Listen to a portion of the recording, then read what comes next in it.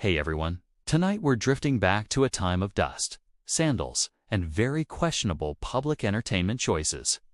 So get comfortable, dim the lights, settle into bed, and imagine yourself in Rome. It's the 1st century of our era. The empire is swelling across the Mediterranean like an overfed python. And at the very heart of this sprawling organism sits Rome itself, grand, loud, smelly, and constantly obsessed with finding new ways to keep its restless citizens distracted. You, unfortunately, are going to be one of those distractions, because you're a gladiator now. Or at least, you will be once the Romans have finished breaking you down, rebuilding you, and shoving you into an arena full of people who would prefer you bleed for their amusement. A charming career path, really? Let's start with how you ended up here. You probably didn't sign up voluntarily. Some men did watch tough soldiers looking for glory or gamblers hoping for quick cash, but most didn't. Most gladiators were enslaved, captured in war, or unlucky debtors sold off by their creditors. Perhaps you stole a loaf of bread or offended the wrong senator, or maybe you were just in the wrong village when Roman soldiers came marching through. Whatever the reason, your freedom is gone now. You belong to the Ludista Gladiator School, and calling it a school is generous. Yes, you'll learn things. But it's less school in the sense of education, and more school in the sense of a very disciplined kennel for human beings. You arrive at the Ludus and are promptly inspected. Trainers look you over like a horse at market. They note your muscles, your teeth, your scars. If you're particularly unlucky, they poke at you to see how quickly you bruise. Charming people. Then comes the branding. Some gladiators were literally marked on their skin, labeled as property. Because what better way to boost morale than permanent scarring? Naturally, you're also shackled and herded into barracks with dozens of other men in the same situation. The smell is exactly what you'd expect. Your daily life here is a mixture of discipline, diet, and dread. The Romans were meticulous about feeding gladiators. After all, you're not just a person anymore, you're an investment, a showpiece. And a dead gladiator off stage is worth exactly 0 coins. So your meals are surprisingly decent. You eat a lot of barley porridge, not glamorous, but filling. You drink watered-down wine because hydration mattered, even if the Romans thought clean water was a little too suspicious to trust. You're also given beans, bread, and the occasional scrap of meat. It's not gourmet dining, but compared to starving peasants outside, you're doing all right. In fact, gladiators were nicknamed barley men. Not exactly a heroic title. Imagine training every day to kill another man in hand-to-hand combat, only for your nickname to be the porridge guy. Training is brutal. You wake at dawn, stumble out into the courtyard, and immediately begin drills. Wooden swords, heavy shields. Over and over until your muscles ache like someone replaced them with burning stones. And your trainers don't care that you're tired. They're often retired gladiators themselves, men with scars like maps of past mistakes, now recycling their bitterness into teaching. They shout. They strike you if you falter. They remind you constantly that one day you'll be in the arena. And if you mess up there, it won't just be sore muscles at stake. The irony, of course, is that most gladiator fights didn't actually end in death. Hollywood loves the image of blood-soaked arenas, but the Romans were pragmatic. Gladiators were expensive. Killing them recklessly was like burning a luxury car for fun. The fights were bloody, yes, but more often than not, they ended when one man was wounded or disarmed. Death was a possibility, not a guarantee. Although, admittedly, when it did happen, it tended to happen spectacularly. And then there's the arena itself. The Colosseum, the Flavian Amphitheater. Call it what you like, it's the most famous slaughterhouse in history. From the outside, it's magnificent. Rows upon rows of arches, statues, and marble. It can hold up to 50,000 spectators, all crammed together in a buzzing, restless mass. From the inside, if you're a gladiator, it's not quite so inspiring. You're standing on the sand floor, blinking in the sun, squinting up at tens of thousands of Romans who have nothing better to do than watch you try not to die. It feels less like glory and more like being a particularly nervous ant at the bottom of a jar. When you first step into that arena, you'll notice the sound. The roar of the crowd is not like anything else. It rattles your bones. Some cheer for you, some cheer for your opponent. Most just cheer for blood in general. And you are very much the delivery mechanism for their entertainment. The fight begins. Your sword feels heavier than usual. Your shield wobbles. The other man lunges. And suddenly, everything you've drilled for at the ludus kicks in. Step, block, counter, strike. Again, until sweat stings your eyes. And the only thing louder than the crowd is the sound of your own heartbeat. If you're lucky, you wound your opponent first. He drops his weapon, raises a hand in surrender. The crowd turns to the emperor or whichever official is presiding and waits. Will the defeated gladiator be spared or finished off? If the official turns his thumb sideways or upward, he lives. If downward, well, you can guess. The truth is, the famous thumbs down gesture may not have even existed. Romans probably used different signals entirely, but it doesn't really matter. For the man kneeling in the sand, it's a lottery where the prize is continued existence, and you. If you win, you live another day. You're patched up, fed, and sent back to the barracks. You might even win a prize coins, or perhaps a palm branch, which is less useful but looks nice in the moment. Do it enough times, and you could become famous. Some gladiators were the rock stars of their age. Women swooned over them. Poets wrote about them. Graffiti praised their names. It was all very glamorous, except, of course, for the small detail that you still belonged to someone else, and your next fight could always be your last. So, what are your chances of survival overall? Well, they're not great. Some studies suggest about 1 in 9 gladiators died in each fight. Others think the number was closer to 1 in 6. Either way, it wasn't exactly a safe career. But compared to being an ordinary soldier in Rome's endless wars, it wasn't wildly worse. At least as a gladiator, you were fed regularly and had a roof over your head. There's always perspective. Let's drift a little further to what happens if you're one of the lucky few. If you survive long enough, you might be granted freedom. Given a wooden sword called a rudis, symbolizing your release. You'd walk away from the arena, scarred and battered, but alive. Some freed gladiators became trainers. Others opened taverns. And a few, oddly enough, went back into the arena voluntarily, unable to resist the strange pull of the crowd. Because even in ancient Rome, there were adrenaline junkies. And that, softly, is your life as a Roman gladiator.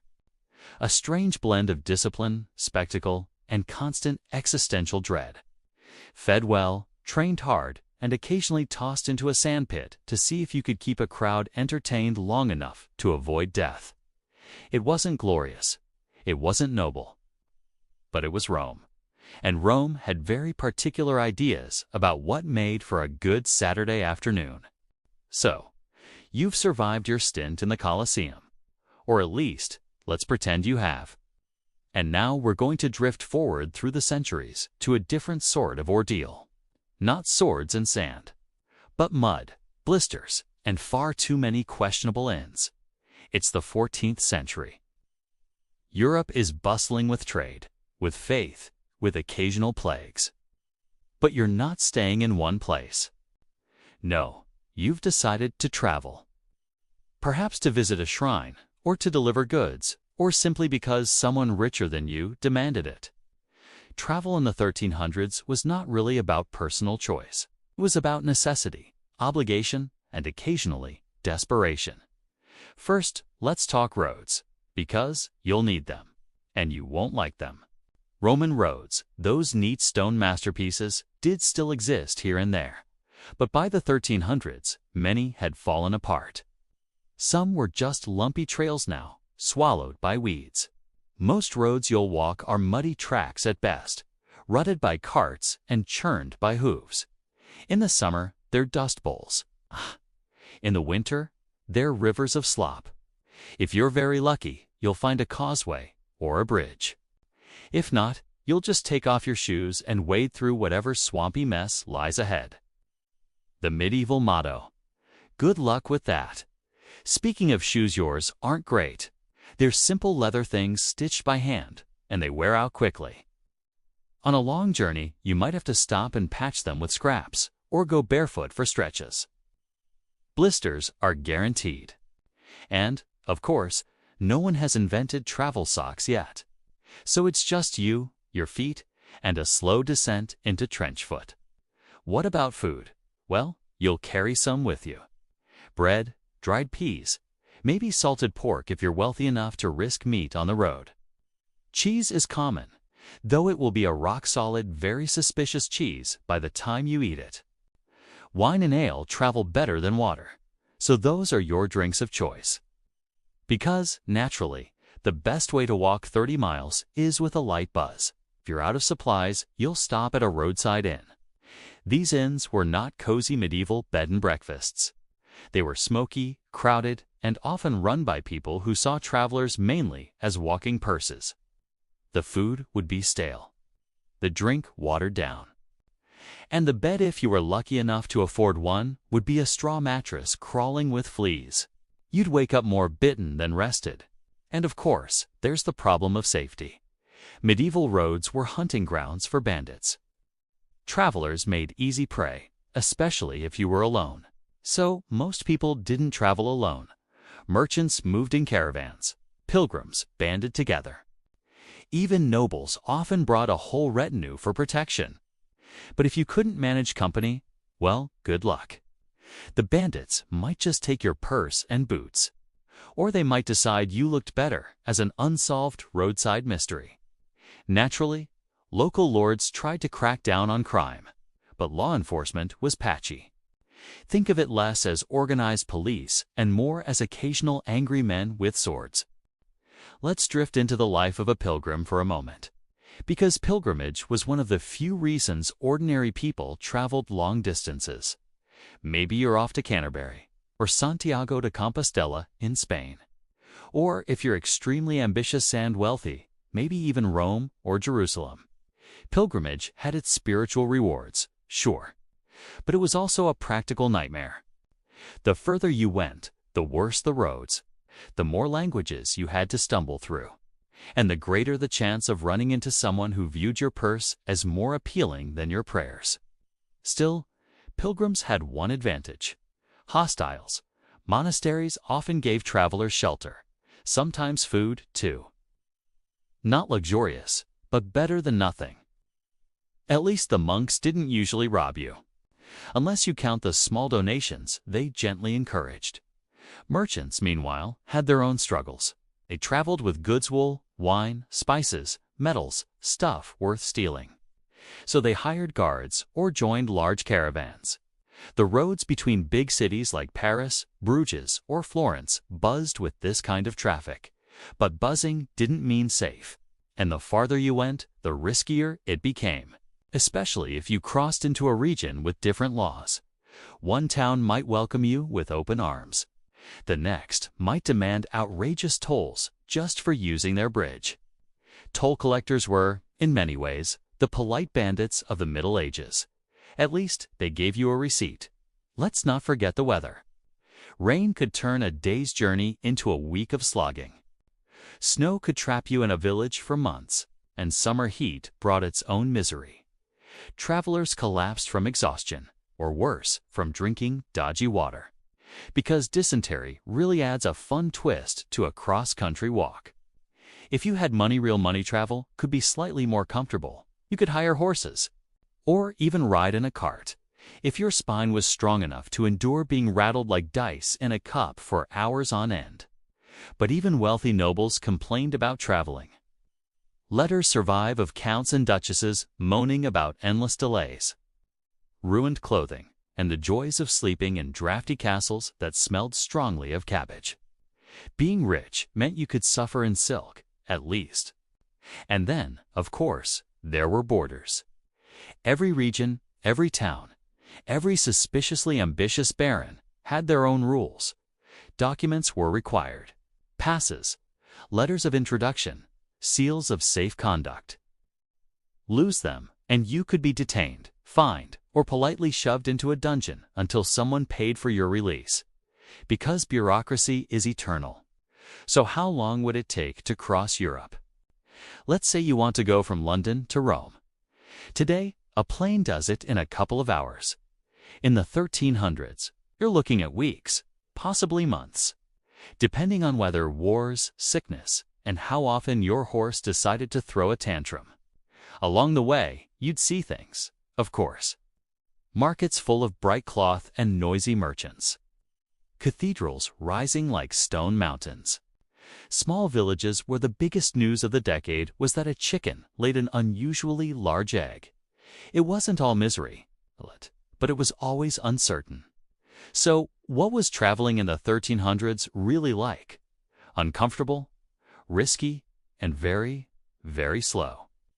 But it was also how ideas spread, how cultures mixed, how pilgrims brought back relics, and merchants brought back spices, and somehow, against all odds, Europe kept moving, even if the moving was mostly mud-splattered and flea-bitten.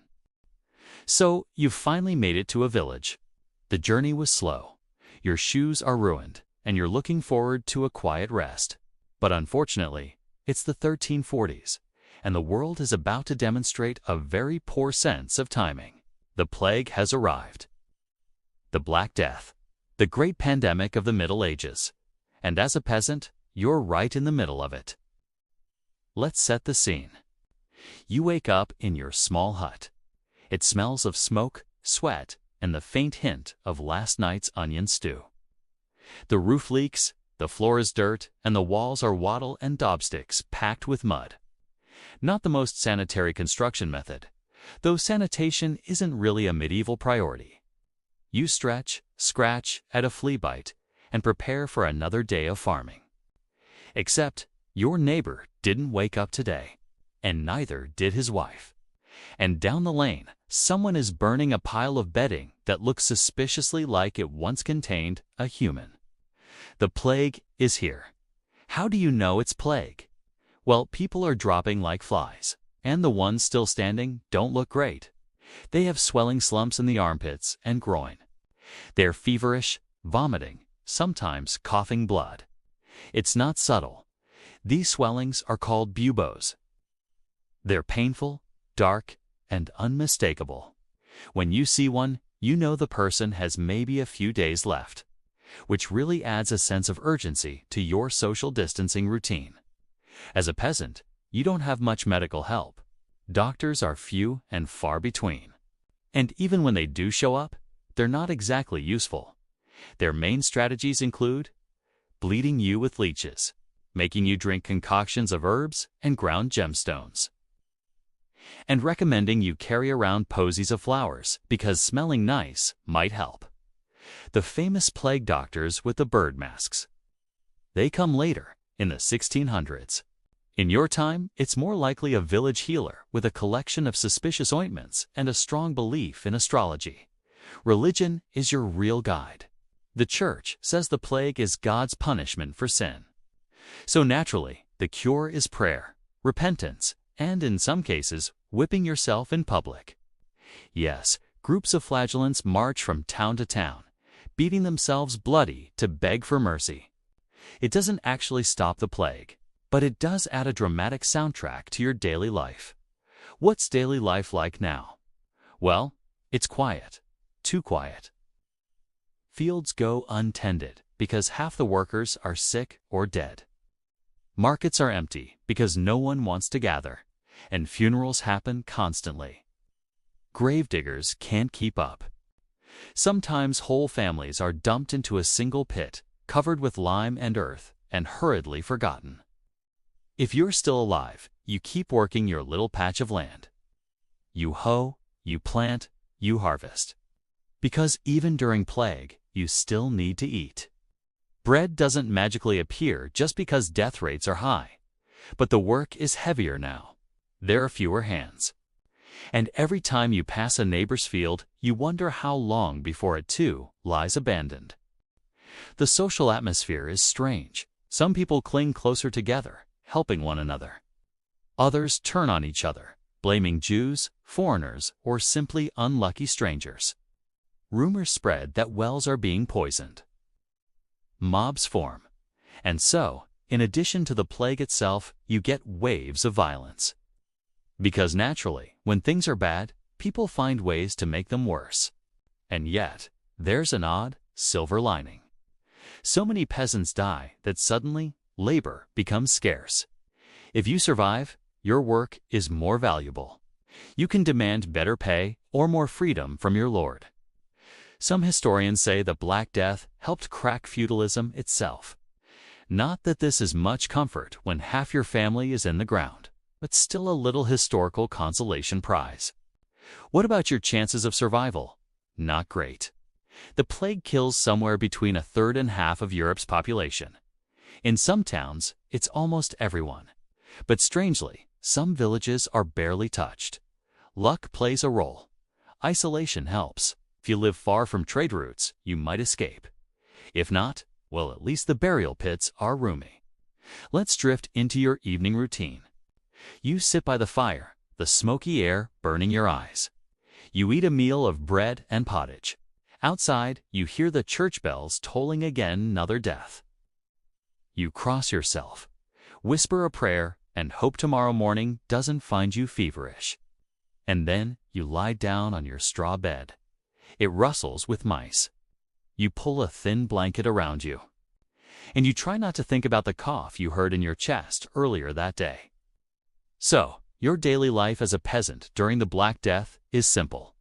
Work, fear, prayer, and the constant, gnawing question of whether you'll still be here by the end of the week. It's not glamorous, it's not heroic, but it's history. And history, as always, is very good at reminding us that things can always get worse. So, you've made it through the Black Death. Not bad. And now we're trading the mud of medieval Europe for something equally rigid, but at least a little cleaner on the surface. Japan, the age of the samurai. Picture yourself waking up in a wooden house. The floor is tatami mats. The air smells faintly of smoke, ink, and whatever rice is being steamed nearby. And outside, the world is ordered by rank, duty, and the quiet possibility that at any moment someone might demand you slice open your own stomach. No pressure. You're a samurai. Which sounds glamorous, but in practice is mostly exhausting. From childhood, your life has been built around service. Service to your lord, your clan, your ancestors. Pretty much everyone but yourself. As a boy, you were drilled in archery, horsemanship, swordplay. You practiced calligraphy until your wrist ached. Because apparently, stabbing people and writing beautiful poetry were both essential skills for a warrior. Balance, they called it. Really, it was just a lot of homework with occasional swordplay. By adulthood, you're sworn to your daimyo regional lord, who owns your loyalty. Your entire existence is about honor. That word gets repeated so often it starts to lose meaning. Honor in battle. Honor in obedience. Honor in not making a fool of yourself at tea ceremonies. And if you mess up badly enough, well, there's always seppuku. Ritual suicide. Because nothing says I'm sorry. Quite like disemboweling yourself in front of an audience. The Romans thought gladiators were entertaining. The Japanese thought apologies should be equally theatrical. But let's walk through your daily life. Morning begins with rituals. Bathing, dressing, arranging your hair. Everything must be neat. Even your sword must be placed carefully. There are rules about which way it points, how it rests, who may touch it. Spoiler, no one but you. The sword is your soul, which makes for a lovely metaphor. Though in practice, it means you spend a lot of time polishing steel instead of relaxing. Training never really stops. Even as an adult, you drill. Archery at targets. Sword drills with bamboo practice blades. Horseback exercises. The idea is that you should be ready at all times. Not that you'll necessarily fight samurai, often spent more time waiting around than actually swinging swords. But readiness was the point. A samurai unprepared was a samurai disgraced. Meals are simple. Rice, of course, vegetables, maybe fish if you're near the coast.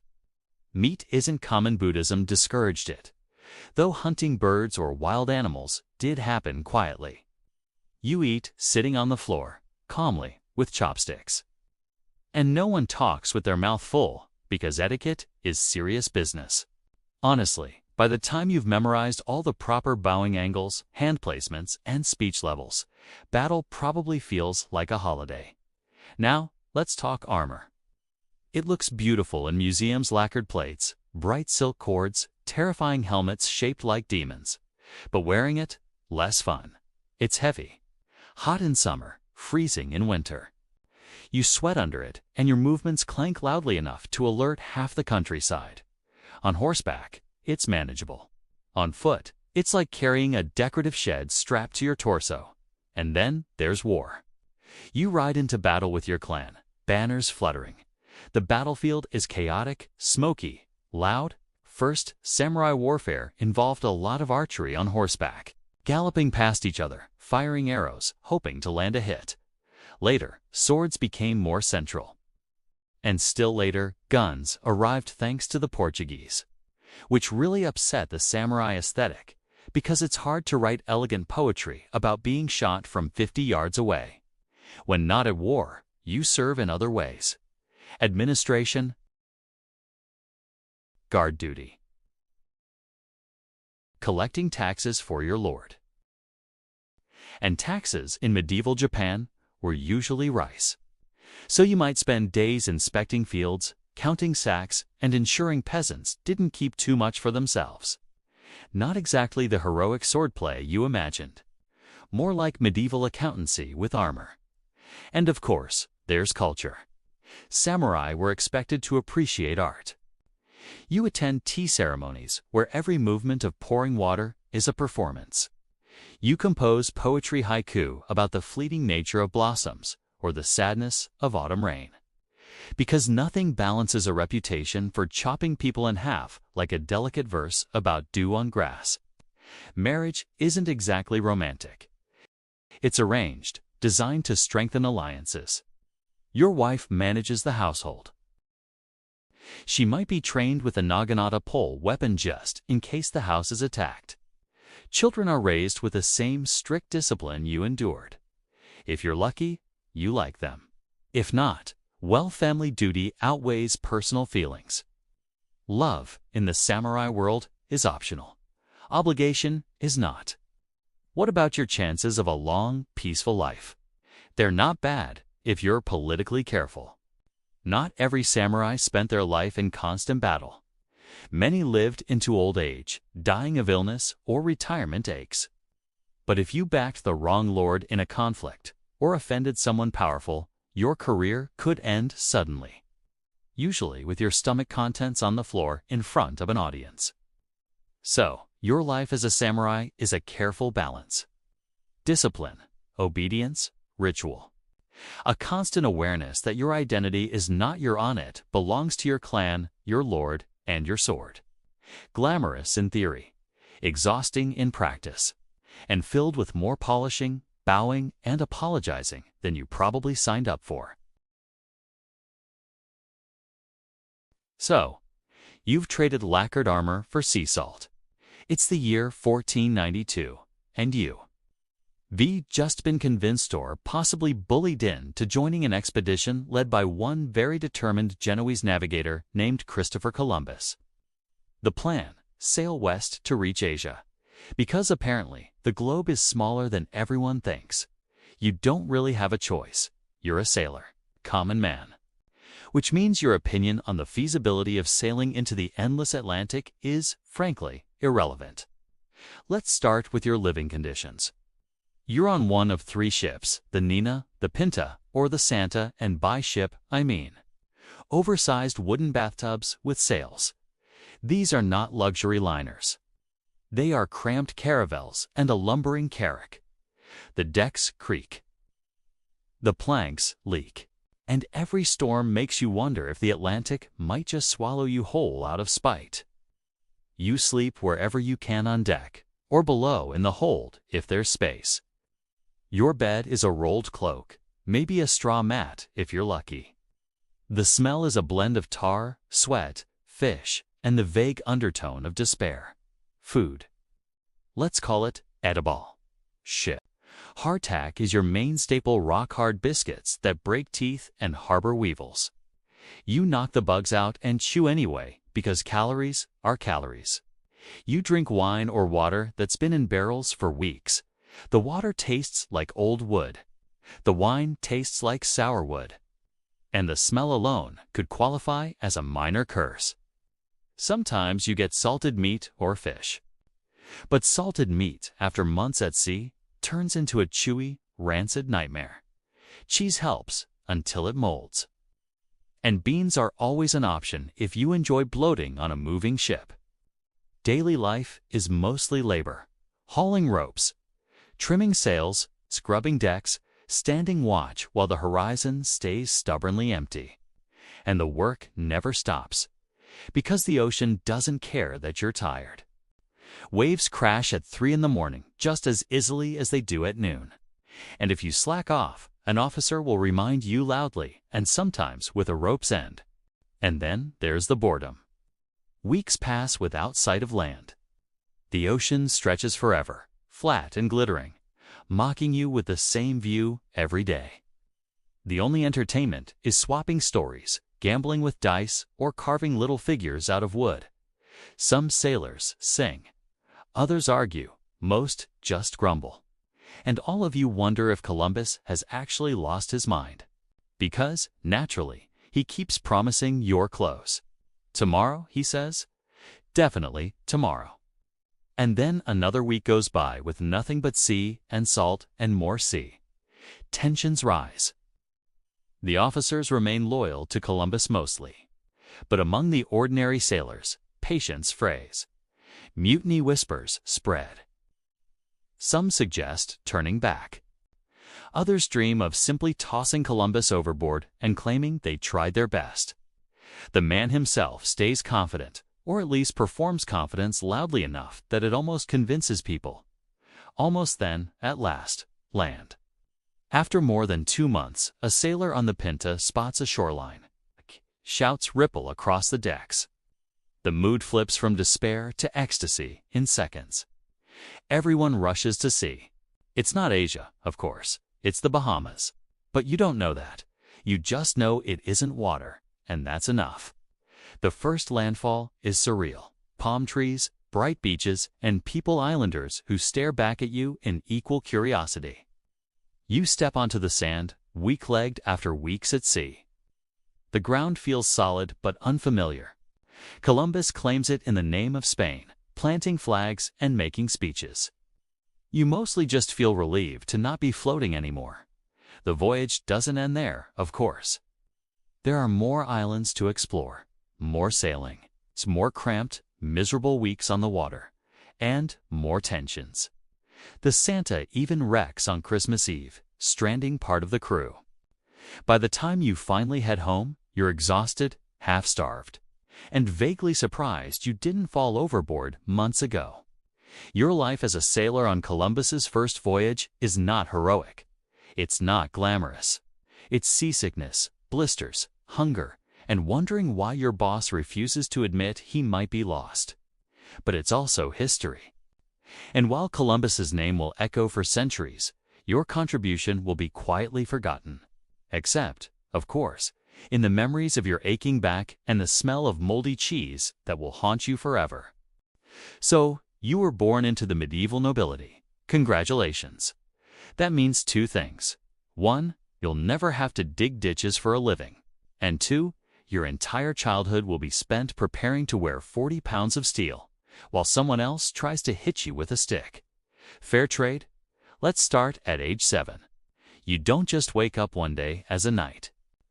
No, first, you're shipped off to another noble household to serve as a page. This is basically an unpaid internship in miniature servitude. You carry trays, you polish boots. You run errands. You also learn the basics: how to ride a pony without falling off, how to handle a tiny sword without stabbing yourself, and how to say "yes, my lord" in at least 3 flattering tones of voice. And don't forget manners. You learn to bow correctly, pour wine gracefully, and not wipe your nose on the tablecloth. The Middle Ages were full of plagues and wars, but heaven forbid you slurp your soup. By your teens, you graduate to squire. Well, things get interesting. You're attached to an actual knight, following him everywhere like a medieval intern. You carry his weapons. You clean his armor. You help him get dressed, because putting on full plate by yourself is about as easy as threading a needle while wearing oven mitts. In return, you get proper training: sword drills, lance practice, wrestling, archery, hours on horseback until your legs feel permanently shaped like a saddle. If you fall off, you get back on. If you fall off again, you still get back on. There's no quitting. Quitting equals dishonor, and dishonor equals you might as well become a monk. The training isn't all about violence. There's also courtly skills. You're expected to sing, play instruments, maybe compose the occasional poem, because nothing says fearsome warrior like awkwardly plucking out love ballads on a lute while wearing chainmail. Armor practice is its own special misery. First, chainmail thousands of little iron rings stitched together. Heavy, clumsy, and liable to pinch your skin. Later, if you're lucky and wealthy, plate armor. It looks sleek in museums today. Back then, it was hot, restrictive, and loud. Imagine jogging while trapped in a kitchen cupboard and you're close. And then, the weapons. The sword is iconic, of course. But lances were the true knightly specialty. You'd spend hours practicing tilting at wooden targets, trying not to impale your horse by accident. Spears, axes, and maces all came into play too. Basically, if it could crush, pierce, or chop, you needed to know how to swing it. Then there are tournaments. Not the romanticized, flower-giving kind. The early ones were essentially organized brawls between groups of knights. Dozens of men thundering across fields with blunted weapons, smashing into each other while spectators cheered. Broken bones were common. So were deaths. They called it practice. You might call it legalized mayhem. Later, jousting became the showpiece. 2 knights, 2 lances, 1 collision course. If you hit your opponent squarely, cheers all around. If you missed, or worse, fell, you were laughed at. And medieval laughter had no mercy. The squire years are long. You polish, carry, train, serve. It can feel endless. But eventually, if you survive adolescence without breaking too many bones, you're ready. You kneel before your lord, swear oaths of loyalty, and are tapped on the shoulder with a sword. You rise as a knight to die, instantly respectable, and permanently burdened with the expectation that you'll risk your life for God, king, and whoever paid your upkeep. Daily life as a knight isn't constant glory. Sure, you might fight in wars or defend castles.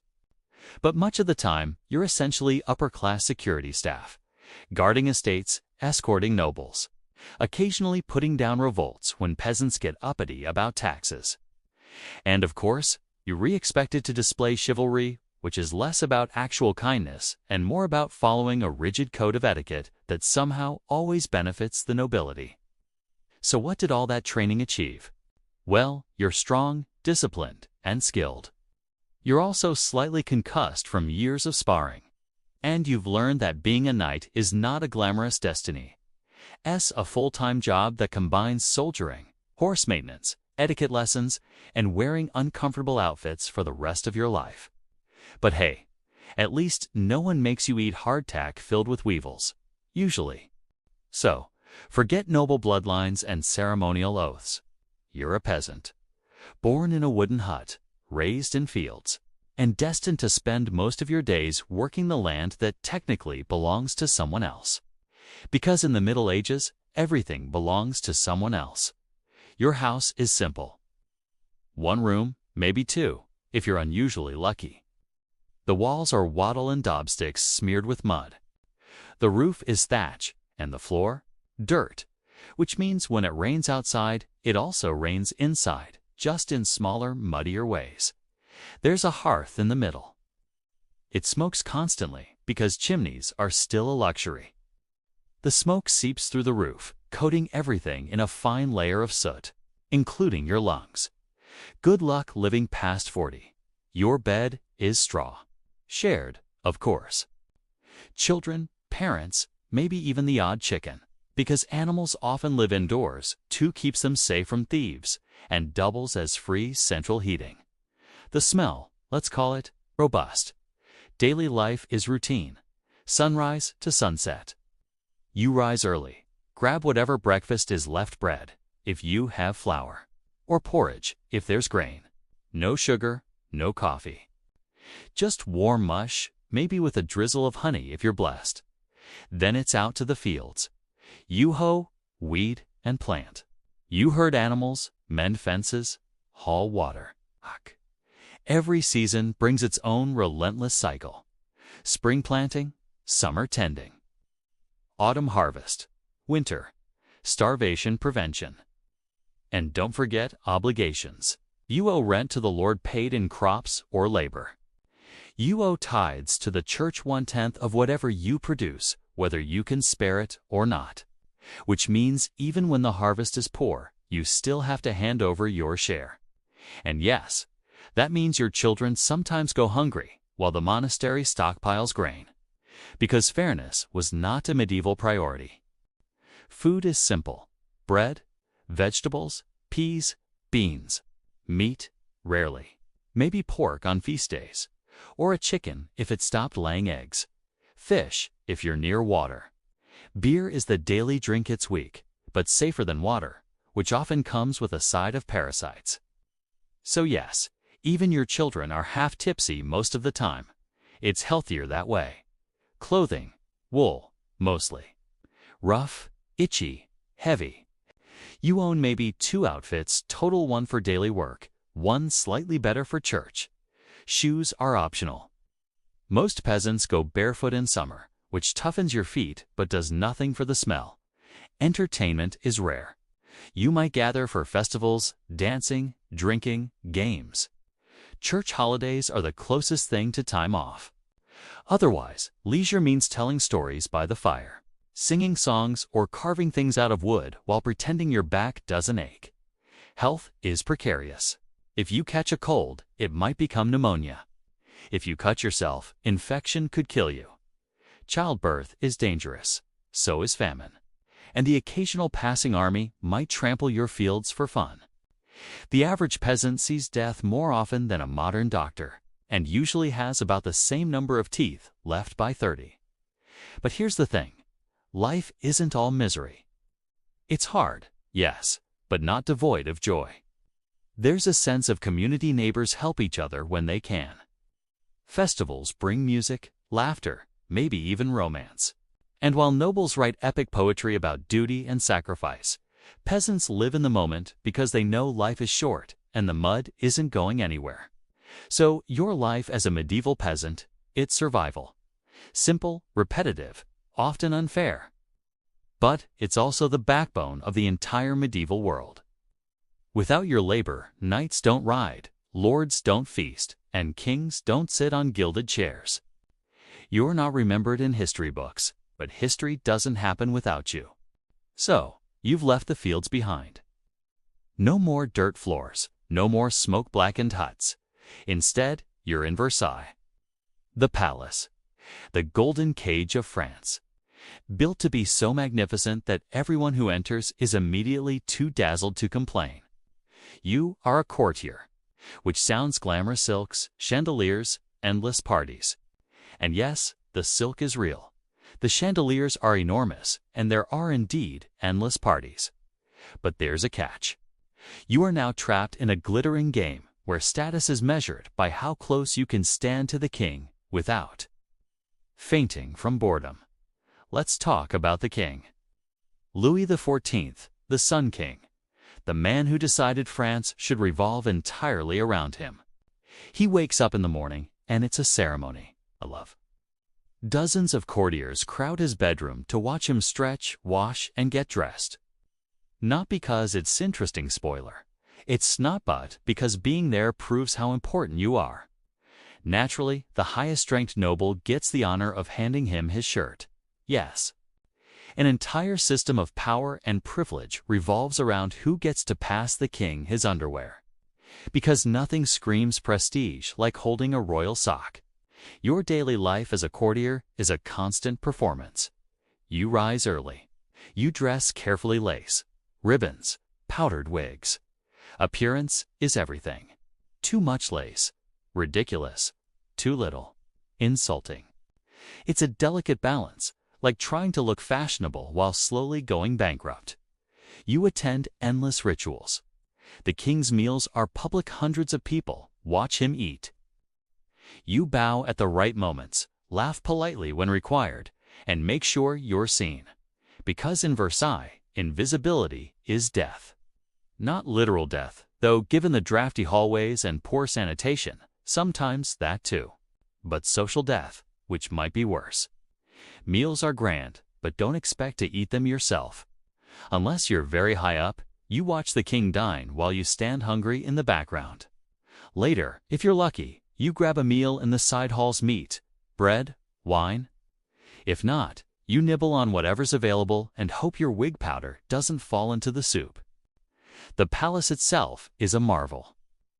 Endless mirrors, painted ceilings, gardens that seem to go on forever. But remember, there's no plumbing.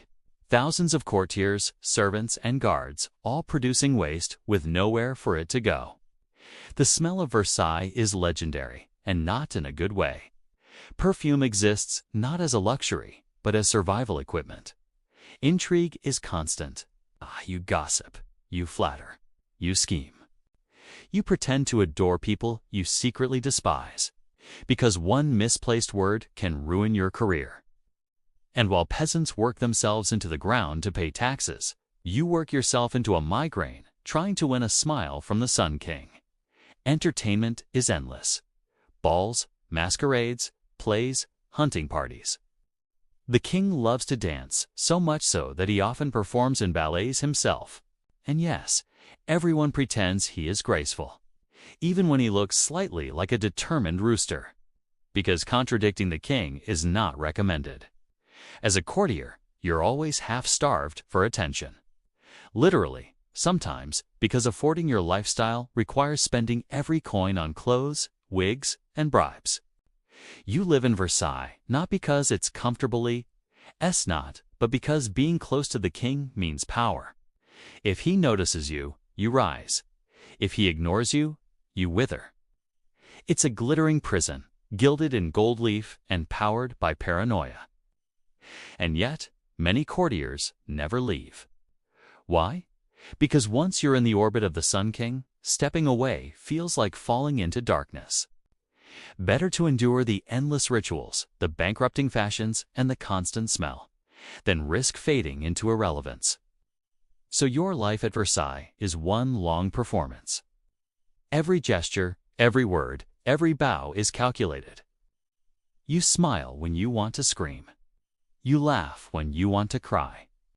And at the end of the day, you collapse in your small, drafty chamber, powdered wig askew, wondering if tomorrow you'll finally get the honor of holding the royal candlestick. So, you were not born into nobility. No crowns. No crowns, no castles, no mirrored halls. You were born into the Industrial Revolution, which means your life is less about poetry and more about gears, coal, and the occasional missing finger. You're a child, which, in Victorian England, makes you a valuable asset to factory owners. Not because they care about you, absolutely not. But because you're small, which means you can crawl under machines where adults can't fit. And also, conveniently, you're cheap. The perfect combination. Your day begins before dawn. You wake up in a cramped, smoky room. The air smells of damp clothes and coal dust. Breakfast might be bread. Maybe porridge, if you're lucky. Then you're off walking through the gray streets of a growing city, joining streams of other children trudging toward the factory gates. Inside, the noise hits you first.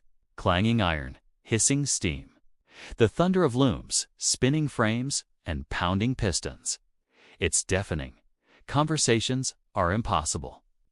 Even if you could hear your friends, you wouldn't dare because overseers don't like chatter. The air is thick.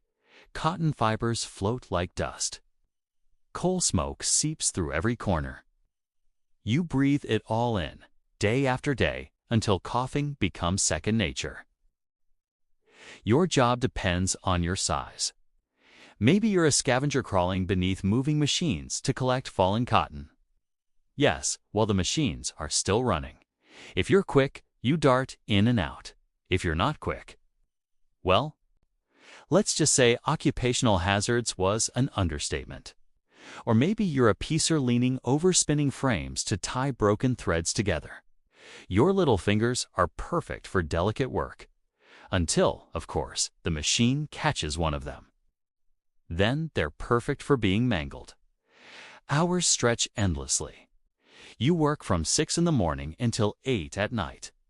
14 hours of clatter, dust, and overseers shouting. Breaks are rare. Lunch is whatever you can eat in 5 minutes. Water is filthy. And falling asleep on the job earns you a beating with a strap. Yes, even if you're 7. Especially if you're 7. Pay is meager. A few shillings a week, enough to keep you and your family barely alive, never comfortable. The factory owner, of course, lives in a fine house far away from the noise. But he insists your labor is character building. Character apparently being Victorian code for exhaustion and rickets. Accidents are constant. Loose clothing caught in gears. Hands sliced. Scalps torn when hair is pulled into spinning rollers. There are no safety guards, no regulations, no unions yet. If you're injured badly enough, you're simply replaced. Children are abundant, and 2 Victorian capitalists entirely expendable. Your nights aren't restful either. You return home to cramped lodging. Maybe a tenement room shared with your parents and siblings. The walls are damp, the bedding thin, the air sour.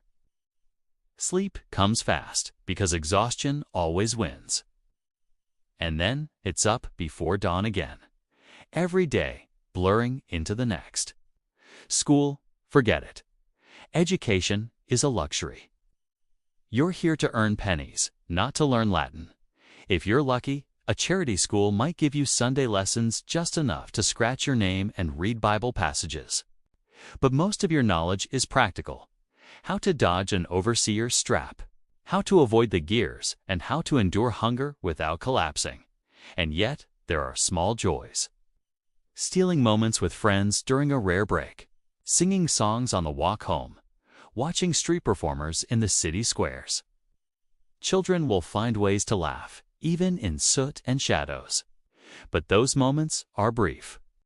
The factory bell always drags you back. Your life expectancy isn't high. If disease doesn't take you, the factory might. By your teens, your body is already worn down. By your 20s, if you make it that far, you're stooped, coughing, and older than your years. Few escape. And those who do often remain haunted by the echo of the machines. So, your life as a Victorian child laborer. It's short, exhausting, and harsh. You are a cog in a vast industrial machine, necessary, but unnoticed. Your story rarely makes it into the history books.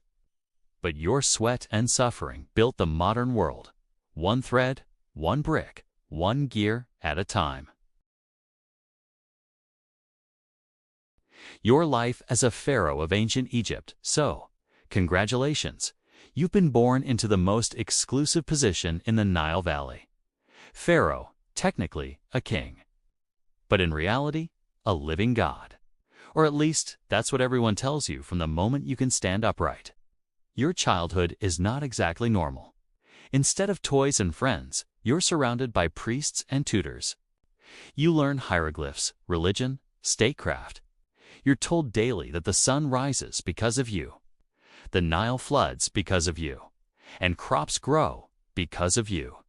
which is flattering, but also comes with a minor problem that when things go badly, say, drought, famine, or invasion, it's also your fault. Your mornings begin with rituals. You're bathed, perfumed, and dressed in fine linen. Jewelry, gold collars, rings, headdresses.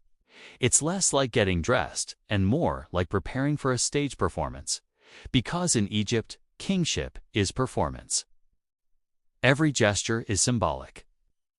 Every appearance is a reminder that you not just a Manu, Horus in human form. Meals are abundant. Bread and beer are staples, just like for the peasants. But you also have luxuries: beef, lamb, fish, fruit, honey cakes, and wine imported from the Levant in Amphi. Your banquets feature music, dancing girls, and the occasional dwarf entertainer, because ancient Egypt had very specific tastes. You eat reclining, shaded by fans of ostrich feathers waved by servants who probably dream of overthrowing you. But politely don't. Work, though, is constant. You sit on a throne, hearing petitions. You meet with priests, generals, scribes. You approve temple projects, farming schedules, building works. If you're ambitious, you order a pyramid. If you're pragmatic, you settle for a smaller mortuary temple. Either way, your afterlife real estate is always a priority. Religion is inseparable from your life. You're the high priest of every cult. You make offerings to the gods, though realistically it's your priests doing it for you while you nod solemnly. You lead festivals, processions of statues carried down the Nile, incense burning, crowds cheering, and every cheer is, technically, for you, which is nice. Though after the 20th parade, even divine adoration starts to feel like paperwork. Your palace is large, but not eternal. Egyptian kings built in mud brick, which means most of your living quarters eventually melt back into dust. Temples and tombs, however, are stone. Those last forever. Or at least until some ambitious tomb robber decides your sarcophagus would look better without you in it. Let's talk family. You marry early, often your sister, cousin, or half-sibling. Because divine bloodlines must remain pure, mind the genetic consequences. Your harem includes secondary wives and concubines, because pharaohs are rarely known for modesty. Children are plentiful. Some die young because infant mortality is high. Others survive long enough to scheme against each other for your throne. Family dinners can be tense. War is part of your reign too. If you're lucky, it's small skirmishes in Nubia or Canaan. If you're unlucky, it's the Hittites, the Sea Peoples, or some other headache marching into your borders. You don't always lead in persons. Sometimes you send generals. But when you do appear, you're depicted larger than life, smiting enemies with a mace. The truth may be less dramatic. But the wall carvings make sure history remembers you as a conqueror, not as someone who tripped over his own sandals. And then, of course, there's death. You know from childhood that your reign will end in a tomb. The Egyptians believed the afterlife was an eternal continuation of this life, just with fewer mosquitoes. So you plan carefully: sarcophagus, amulets, canopic jars for your organs. Your tomb is stocked with food, clothes, games, even boats, because apparently you'll still need transportation in eternity. Mummification is a long process. Your brain is scooped out through your nose. Your organs are removed, dried, and stored. Your body is wrapped in linen, layer upon layer. And you emerge not so much a person as a very elaborate linen doll. All to ensure your soul can recognize its body in the afterlife, which is thoughtful, if slightly macabre. Your legacy depends on memory. If your name is carved into temples, sung in hymns, and preserved on papyri, you live on. If your successors dislike you, they might chisel your name off every wall, erase your statues, and pretend you never existed. Which, in ancient Egypt, is worse than death. Because being forgotten is the ultimate annihilation.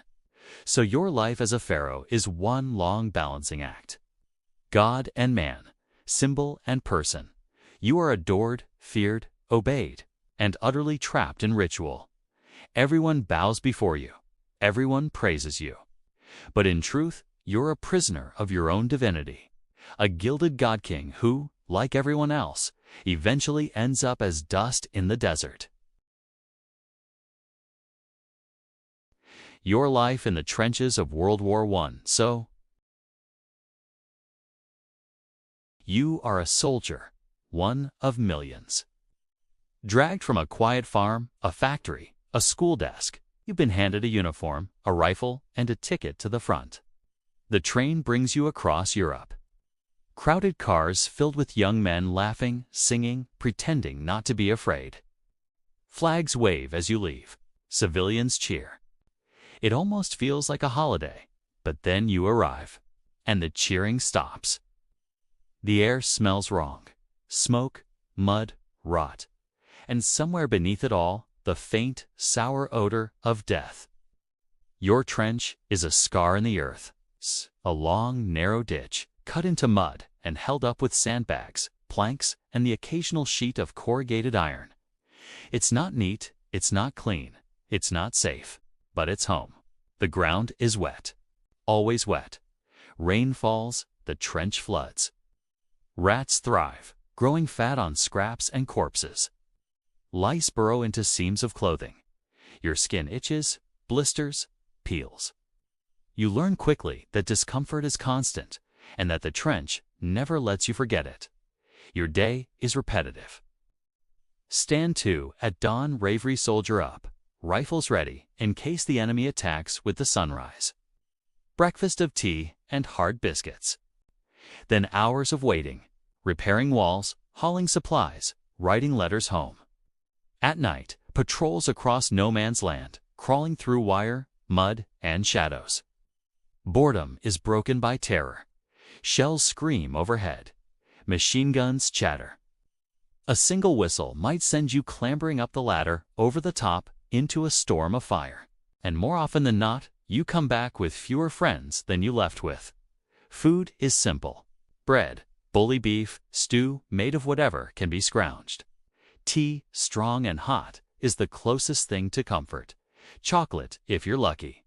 But everything tastes faintly of smoke and damp canvas.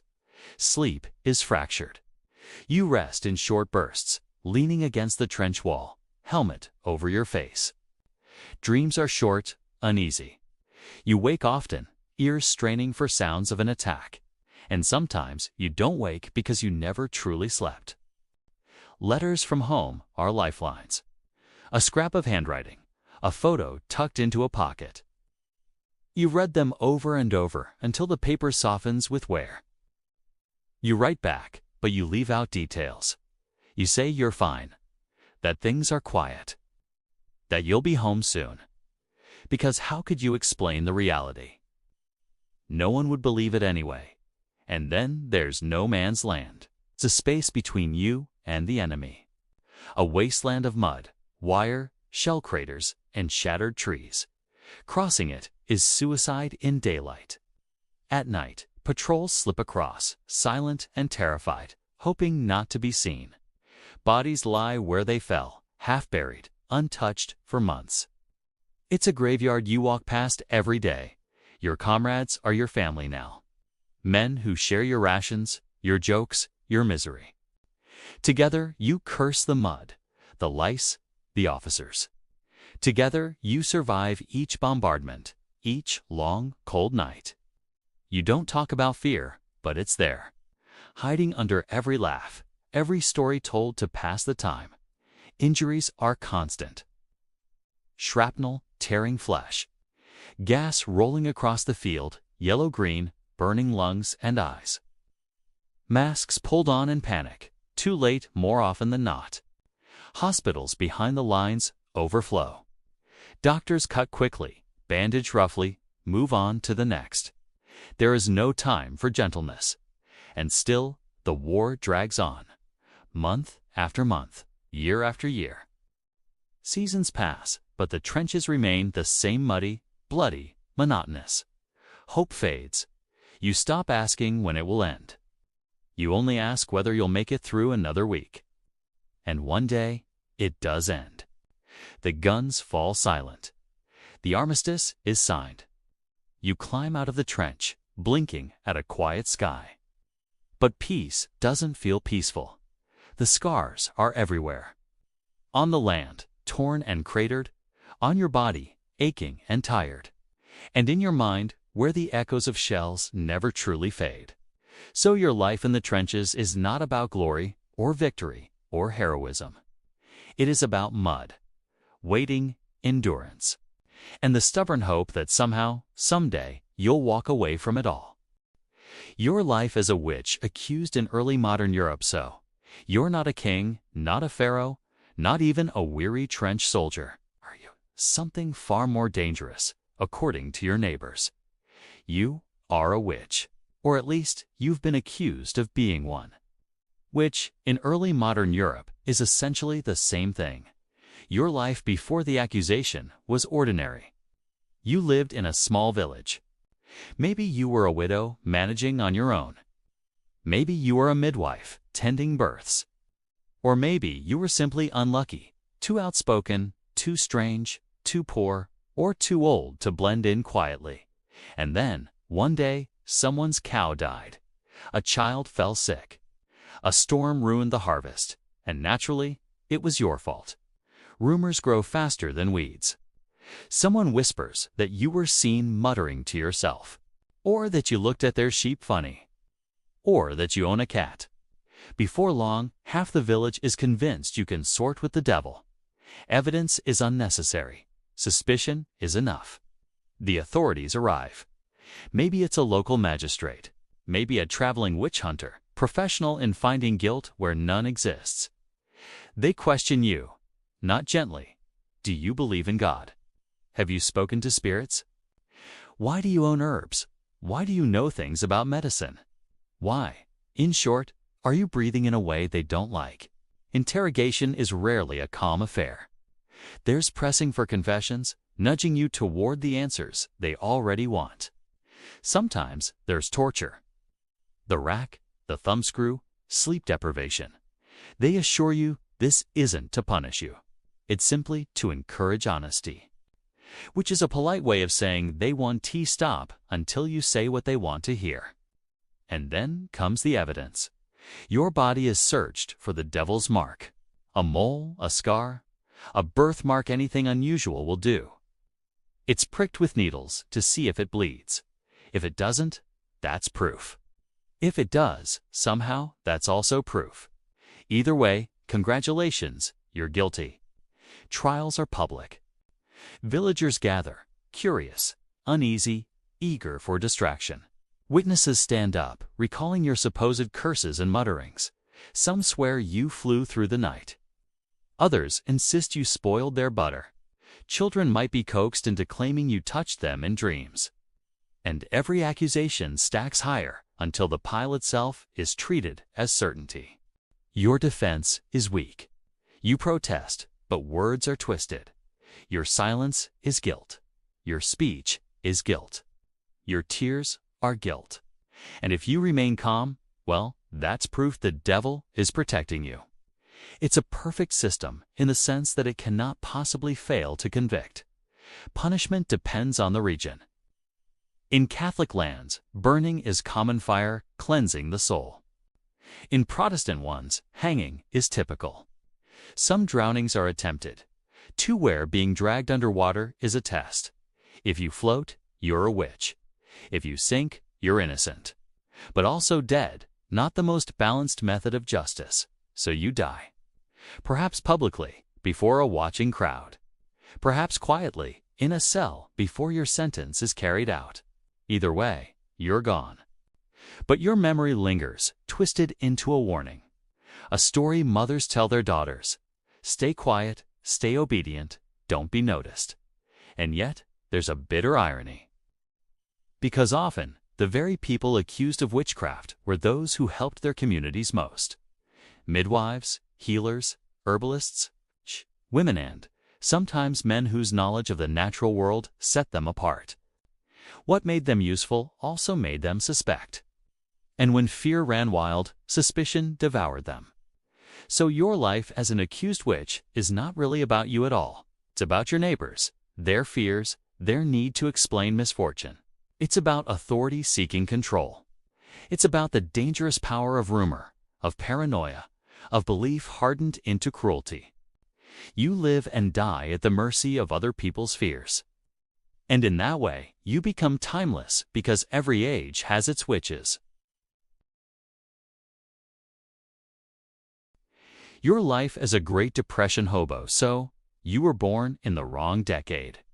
Your 20s or 30s collide with the 1930s. The stock market has crashed. Banks have folded. Jobs have vanished like smoke.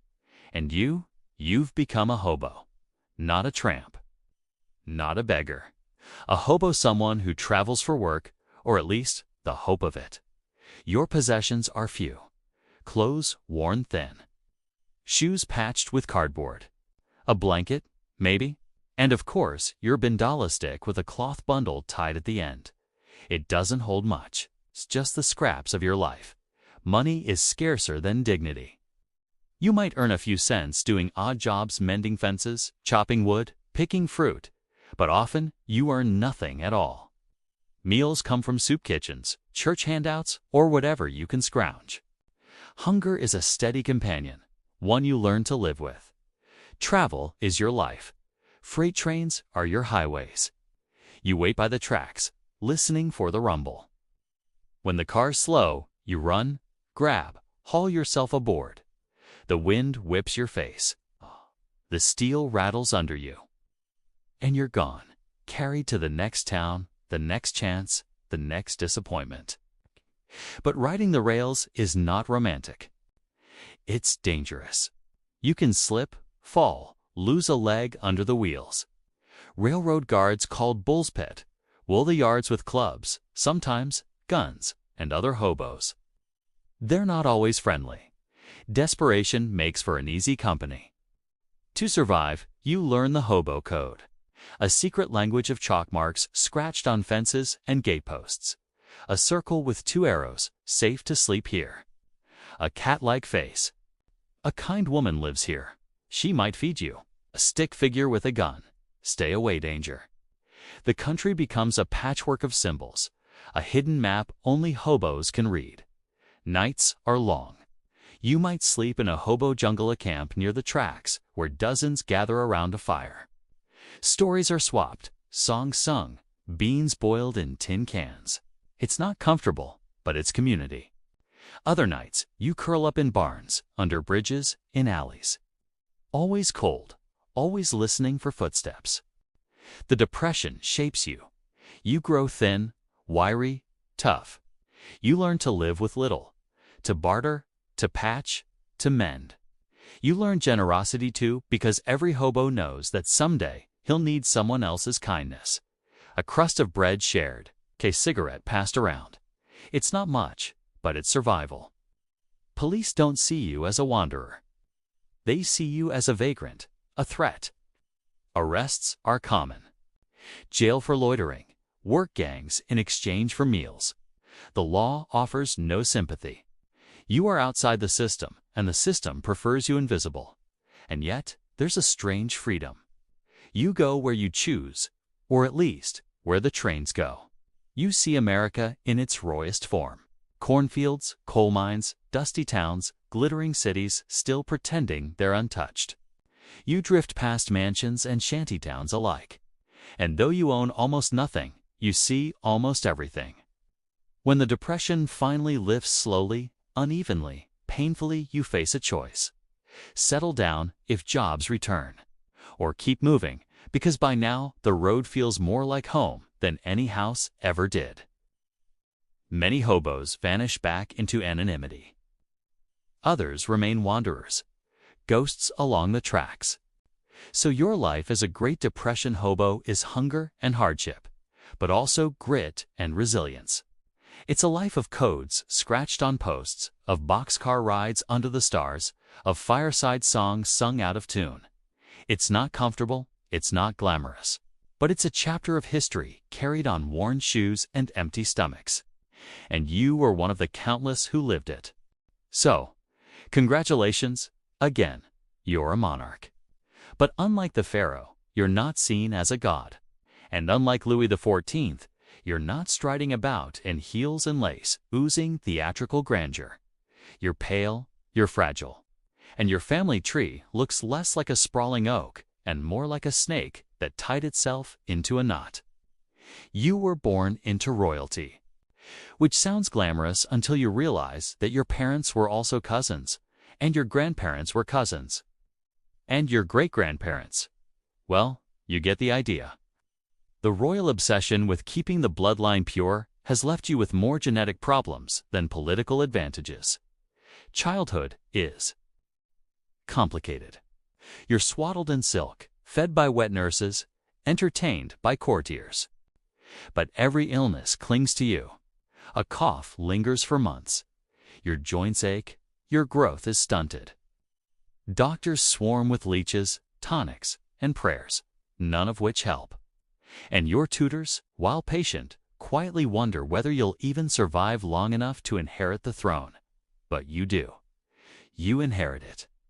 And suddenly, the weight of a kingdom rests on your delicate shoulders, which is slightly awkward because standing for too long makes you dizzy, and writing decrees leaves your hand cramping. You rely heavily on advisors, and advisors quickly learn that you're easy to influence. Some flatter you, some terrify you. Most simply speak confidently enough, and you nod along, signing whatever they put in front of you. The royal portraits don't help. Artists do their best, of course. They smooth the features, broaden the shoulders, and try to make you look at least vaguely commanding. But court whispers always find their way out. They call you the bewildered, or the feeble, or the one who looks like he's about to faint. Not the most inspiring of titles. Marriage, naturally, is arranged. Another cousin, perhaps. Because if there's one lesson monarchs never learned, it's that marrying your niece doesn't improve the family gene pool. You're told it's for alliance, for stability, for continuity, and it is just not the continuity of health. Children are expected, of course, but your frailty complicates things. Some heirs are born weak and die young. Others survive but inherit the same family traits. The dynasty continues, limping along. Each generation a little paler, a little shakier, a little more cursed by its own lineage. Your reign is filled with awkward compromises. You want to appear strong, but your body betrays you. You avoid long ceremonies because fainting in public is never a good look. You avoid hunts because the recoil of a musket could dislocate something, and battles best left to generals. You send them off with stirring words, then return to your chair to recover from the effort of standing up. Court life swirls around you. Ambitious nobles whisper, plot, maneuver. They know you're too weak to stop them. You become a symbol more than a ruler, fragile crown on a fragile head, while others wield the real power. And yet, because you are king, no one can quite remove you. So you linger on the throne, pale and persistent, as the realm slowly declines. And then comes the end. Perhaps pneumonia, perhaps a stroke, perhaps simply the exhaustion of being too frail for too long. You die young, leaving behind heirs just as sickly or none at all. Dynasties fracture. Wars of succession erupt. And your name becomes shorthand for how not to run a family tree. So your life as a sickly inbred monarch is not one of grandeur, but of fragility. Silks and crowns cannot disguise the fact that your body is betraying you.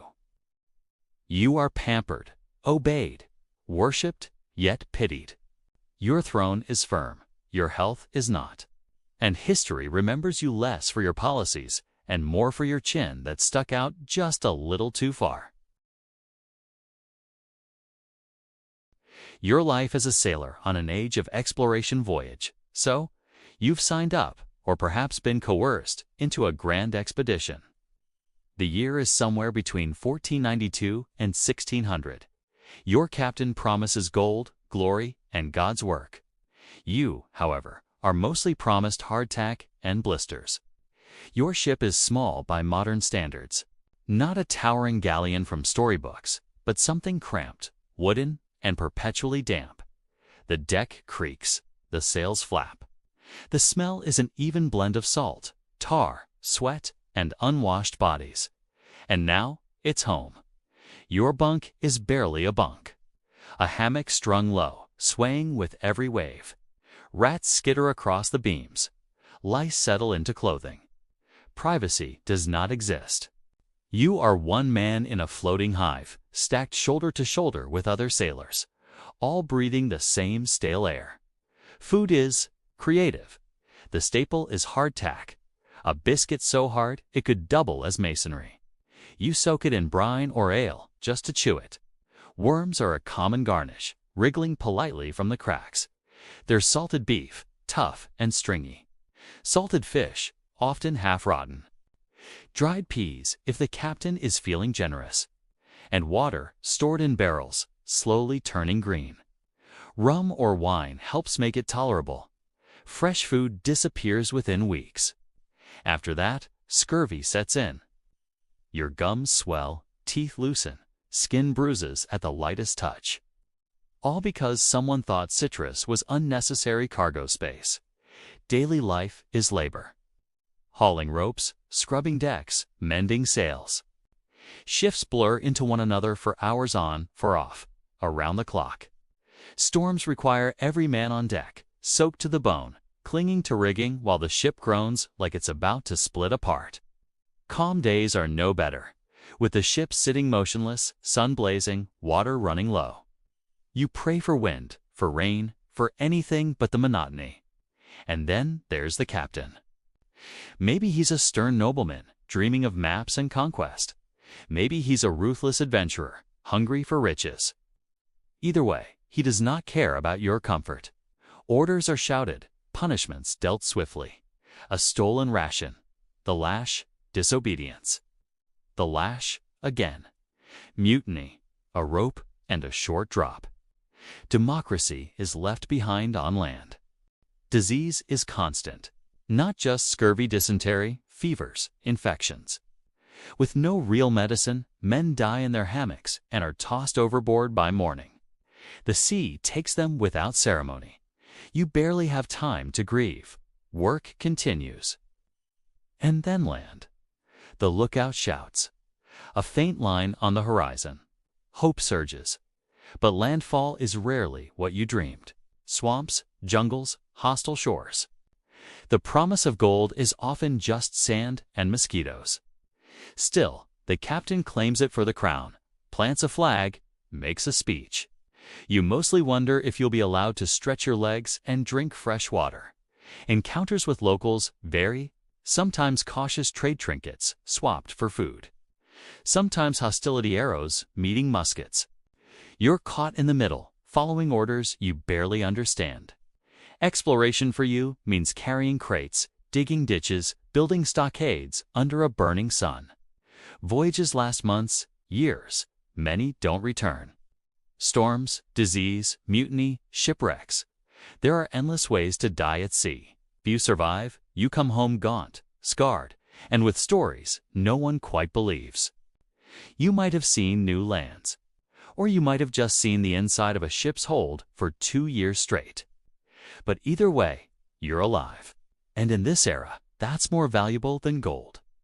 So your life as a sailor in the age of exploration is not filled with adventure in the way songs suggest. It is filled with hunger, salt, aching muscles, and endless repetition. You are not the hero with a map. You are the man pulling ropes in the background. Unnamed, unseen, but essential. And history forgets you, even as it celebrates the captains who stood on your back.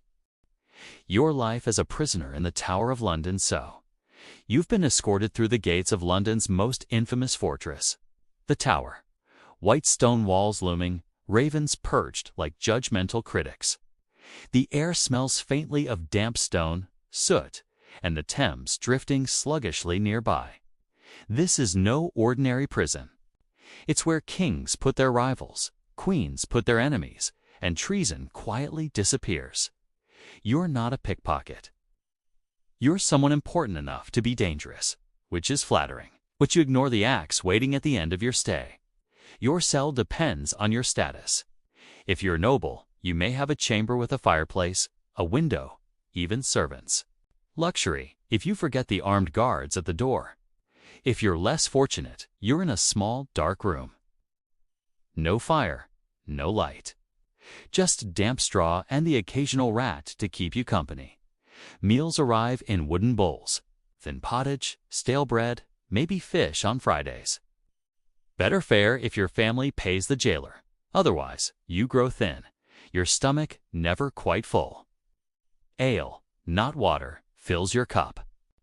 Because at least ale won't kill you with disease. Days blur into one another. You hear bells ringing from the city outside. You hear footsteps echoing down the corridors. Occasionally, screams. Torture is not as common as legend suggests, but it exists.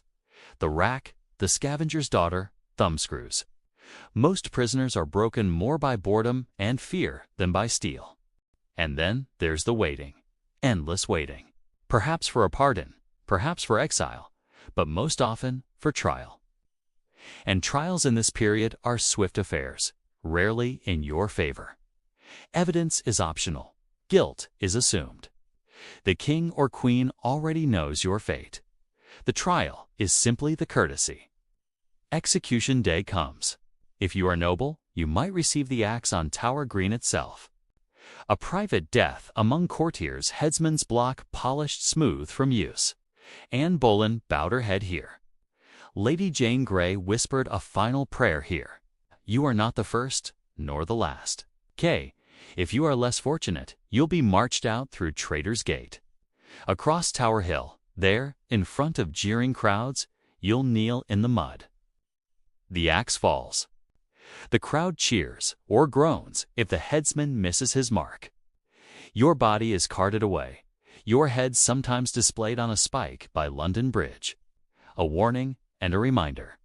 Power is fleeting, but let's soften the picture. Not every prisoner dies. Now, some linger for years, forgotten. Some are quietly released when politics shift. A few even live well, writing letters, playing chess, gazing out over the Thames from their tower rooms. Elizabeth I herself was once a prisoner here before becoming queen. The tower imprisons, but it also holds possibility. So your life in the Tower of London is not just chains and torture. It is waiting, uncertainty, whispers of betrayal.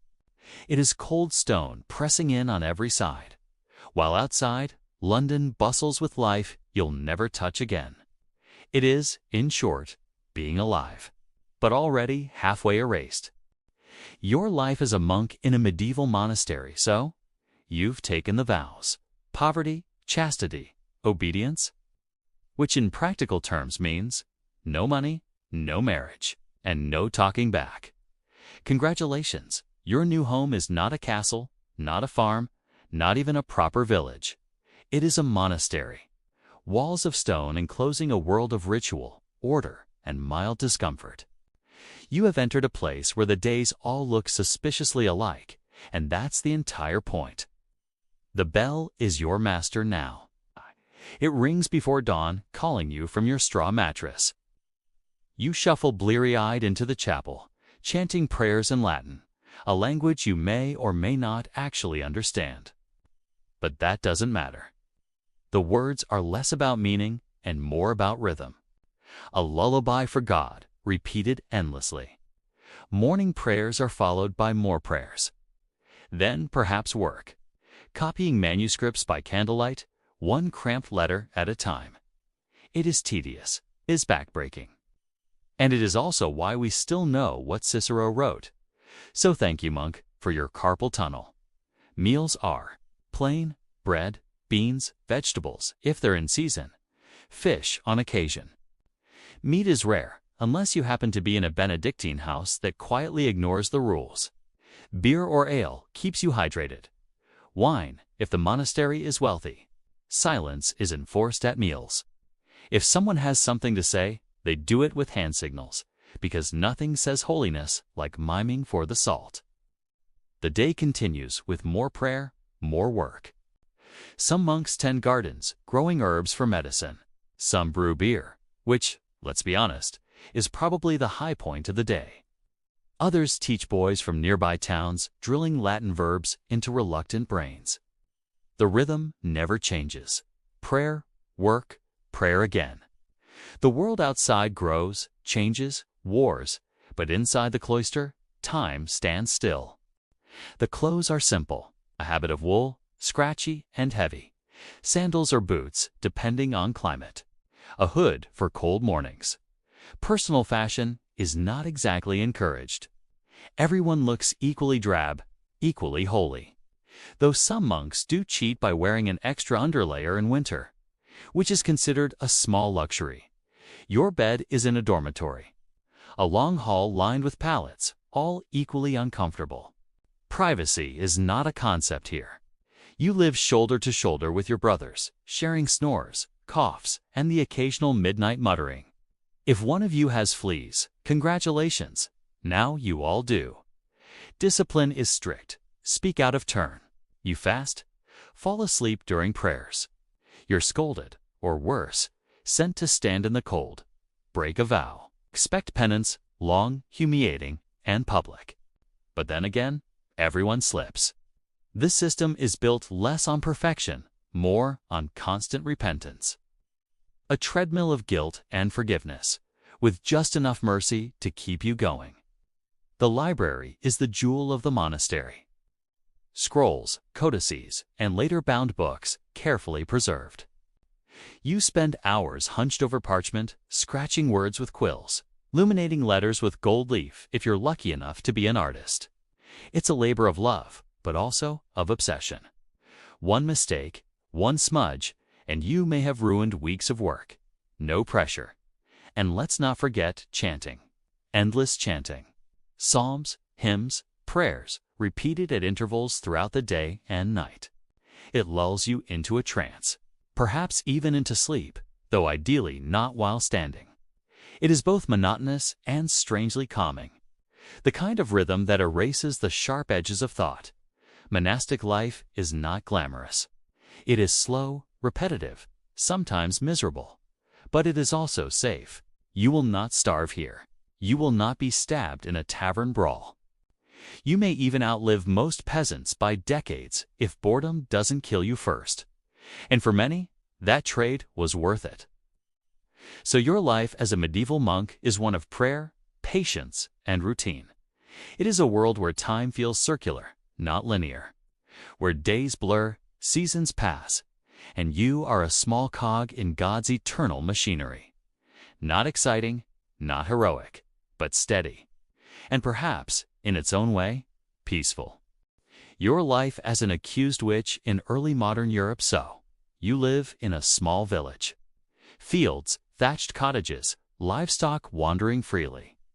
Life is fragile, ruled by weather, harvests, and rumor. And one day, rumor turns its eye on you. It doesn't take much. Perhaps a neighbor's cow stops giving milk. Perhaps a child falls sick. Perhaps you looked at someone the wrong way.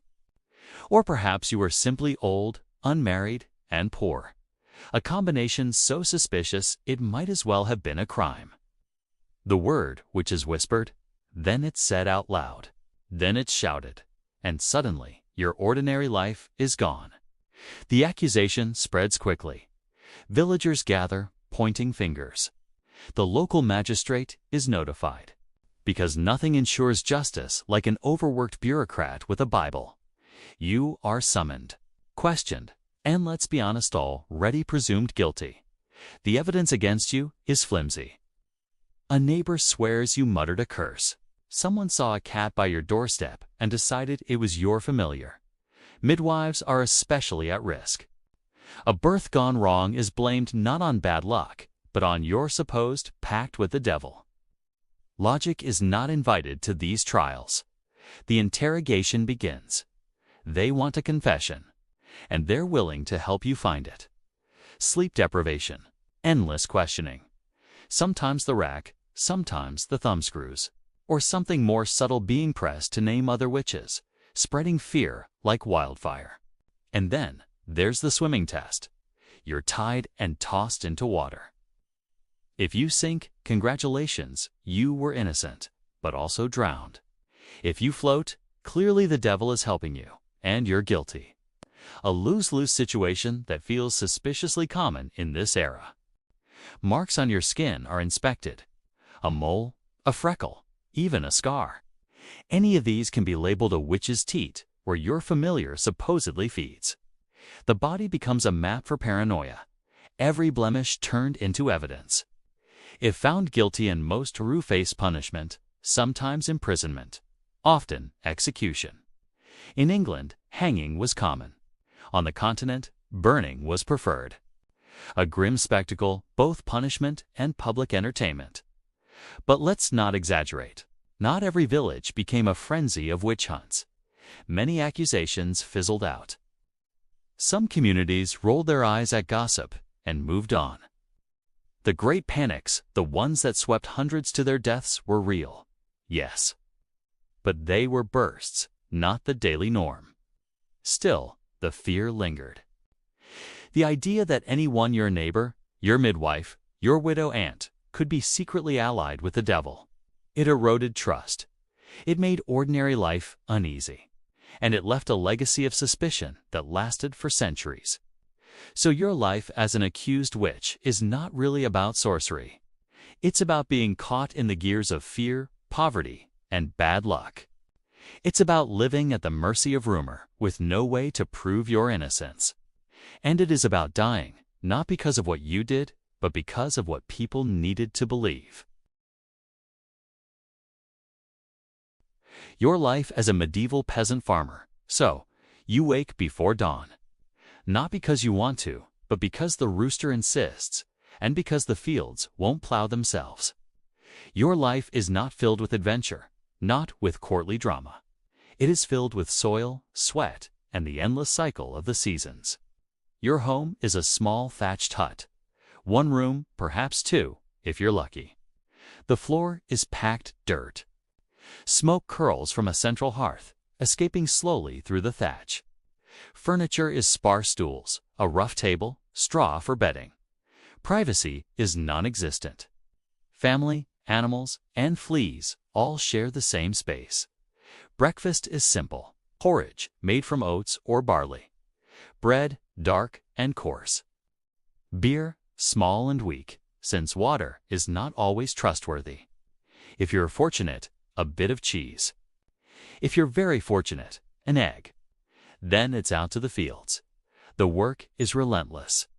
Plowing in spring, sowing seeds, weeding, harvesting, threshing. The tools are wooden, iron-tipped if you're lucky. Your body becomes bent, calloused, sunburned. Every day is labor, punctuated by aching muscles and muddy boots. And yet you don't own the land. It belongs to a lord, or the church, or both. You work your strip, but rent is demanded in grain, in labor, in loyalty. The Lord's harvest comes first. Yours comes second, if anything is left. Taxes loom everywhere. The tithe to the church 1/10 of your yield. The dues to your Lord. It's the fees at the mill, at the bakehouse, at the winepress. Life is less about keeping what you earn and more about watching it trickle away, coin by coin, bushel by bushel. Food is monotonous, but filling.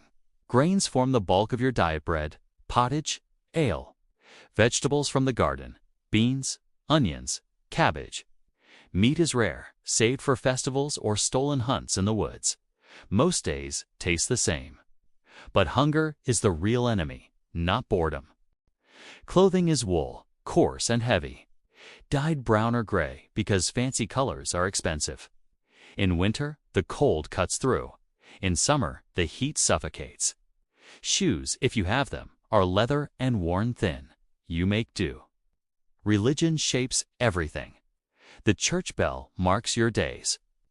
Saints' days break the monotony, offering rest, feasts, and maybe a bit of dancing. The priest reminds you that your suffering is holy, that heaven awaits those who endure. It is not much comfort, but it is something. Life expectancy is not generous. Children often die young. Accidents happen, tools slip, carts overturn. A single illness can sweep through the village, but still people endure. Because someone must sow, someone must reap, and the cycle must continue. And yet, there is joy. Festivals with music and ale. Weddings with laughter and dancing. Market days where you trade, gossip, and hear news from beyond the village. Moments of light in an otherwise laboring life. So your life as a medieval peasant farmer is not glamorous. It is mud, sweat, hunger, and obedience. It is small joys carved out of hard days. 'Tis survival, plain and simple. And though history rarely names you, your labor builds the entire world above you. Your life as a medieval peasant farmer. So, you wake before dawn. Not because you want to, but because the rooster insists, and because the fields won't plow themselves. Your life is not filled with adventure, not with courtly drama. It is filled with soil, sweat, and the endless cycle of the seasons. Your home is a small thatched hut. One room, perhaps two, if you're lucky. The floor is packed dirt. Smoke curls from a central hearth, escaping slowly through the thatch. Furniture is sparse stools, a rough table, straw for bedding. Privacy is non-existent. Family, animals, and fleas all share the same space. Breakfast is simple. Porridge made from oats or barley. Bread, dark and coarse. Beer, small and weak, since water is not always trustworthy. If you're fortunate, a bit of cheese. If you're very fortunate, an egg. Then it's out to the fields. The work is relentless. Plowing in spring, sowing seeds, weeding, harvesting, threshing. The tools are wooden, iron-tipped if you're lucky.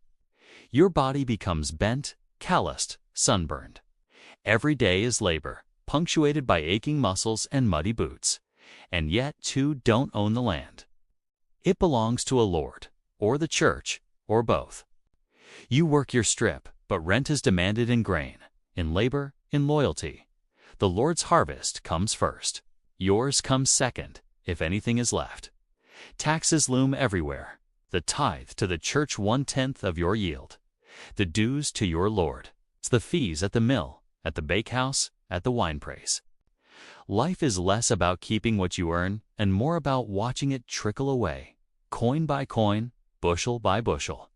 Food is monotonous, but filling. Grains form the bulk of your diet: bread, pottage, ale. Vegetables from the garden: beans, onions, cabbage. Meat is rare, saved for festivals or stolen hunts in the woods.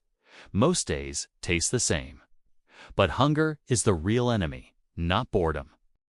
Clothing is wool, coarse and heavy, dyed brown or gray because fancy colors are expensive. In winter, the cold cuts through. In summer, the heat suffocates. Shoes, if you have them, are leather and worn thin. You make do. Religion shapes everything. The church bell marks your days. Saints' days break the monotony, offering rest, feasts, and maybe a bit of dancing. The priest reminds you that your suffering is holy, that heaven awaits those who endure. It is not much comfort, but it is something. Life expectancy is not generous. Children often die young. Accidents happen, tools slip, carts overturn. A single illness can sweep through the village, but still, people endure. Because someone must sow, someone must reap, and the cycle must continue. And yet, there is joy. Festivals with music and ale. Weddings with laughter and dancing. Market days where you trade, gossip, and hear news from beyond the village. Moments of light in an otherwise laboring life. So your life as a medieval peasant farmer is not glamorous. It is mud, sweat, hunger, and obedience. It is small joys carved out of hard days. 'Tis survival, plain and simple. And though history rarely names you, your labor builds the entire world above you. Your life as a Spanish Inquisition prisoner, so it begins with a knock at the door, or rather, a pounding. You open it, and there stand men in dark robes. They carry papers, seals, and the unmistakable air of authority. The Inquisition has come for you. The charges: vague, Perhaps you're accused of practicing Judaism in secret. Perhaps someone whispered you had unorthodox opinions about the Trinity. Or maybe your neighbor simply doesn't like you, and conveniently, the Inquisition is always willing to listen. Truth is not really the point here. Suspicion is enough. You are taken to a cell. It is stone, damp, and unlit except for a guttering candle. The air smells of mildew. The straw is old. You have time to think, which is not a kindness. Interrogation follows. The inquisitors sit at a table, quills scratching, recording every word. They ask you to confess, to explain your beliefs, to name others. It is not a conversation. It is a performance with only one acceptable ending: your guilt. If you resist, persuasion escalates. The rack stretches you until your joints pop. The strappado hauls you into the air by your arms, then drops you suddenly. Water torture forces endless choking gulps down your throat. The goal is not truth. The goal is confession. And eventually, most people confess. Anything, really. Because pain is a fine persuader. Once you've confessed, whether honestly or not, the trial begins. It is formal, elaborate, and entirely pre-decided. You sit in chains while priests debate your soul. You may try to defend yourself, but it changes nothing. The inquisitors already know your fate. Punishments vary. Some are mild: a fine, a pilgrimage, the wearing of a shameful garment. Others are harsher: imprisonment, exile. And then, of course, there is execution. Burning at the stake, carried out with solemn ceremony. Because apparently, nothing says love of God quite like setting someone on fire. The spectacle of execution is meant as a warning. Crowds gather. The condemned are paraded out, sometimes in robes painted with flames and demons. Prayers are read. Torches are lit. And the flames do the rest. The crowd watches, muttering about the dangers of heresy while secretly hoping they're never the next suspect. Not everyone dies, of course. Many survive, though scarred in body or mind. Some go free after penance, carrying lifelong stigma. Others languish in prison cells until forgotten. The Inquisition is less about killing and more about control. Fear does the work better than fire. So your life as a Spanish Inquisition prisoner is not just chains and torture. It is uncertainty. It is the sense that truth doesn't matter, that survival depends on words you may not even believe. It is realizing that power, once dressed in religious robes, is almost impossible to resist. Your life as a medieval leper, so, one day, your skin changes. A patch here, a swelling there. At first, you hide it. Maybe it's nothing, you tell yourself, but others notice. Whispers start, and soon the word is spoken. Leper. Leprosy, in the medieval mind, is not just an illness. It is a mark of sin, a visible punishment from God. Never mind that you lived quietly, worked hard, prayed often. The disease is seen as proof of moral failing, and so society reacts. It casts you out. Your possessions, what little you had, are taken or abandoned. You are led to the edge of the village, sometimes with a priest present. He may even read a funeral service over you, declaring you dead to the world of the living. You are not buried in earth. You are buried in life. From now on, you live apart. Perhaps in a leper house on the outskirts. Perhaps wandering with others, a community of the outcast. You wear a cloak, often gray. You carry a wooden clapper or a small bell. Its sound warns others. A leper approaches. People hear you before they see you, and they step back. Food is meager. You rely on charity. A villager may leave bread or scraps on a stone, backing away quickly. Begging is common. Hunger is constant. You survive, but just. The disease itself is slow.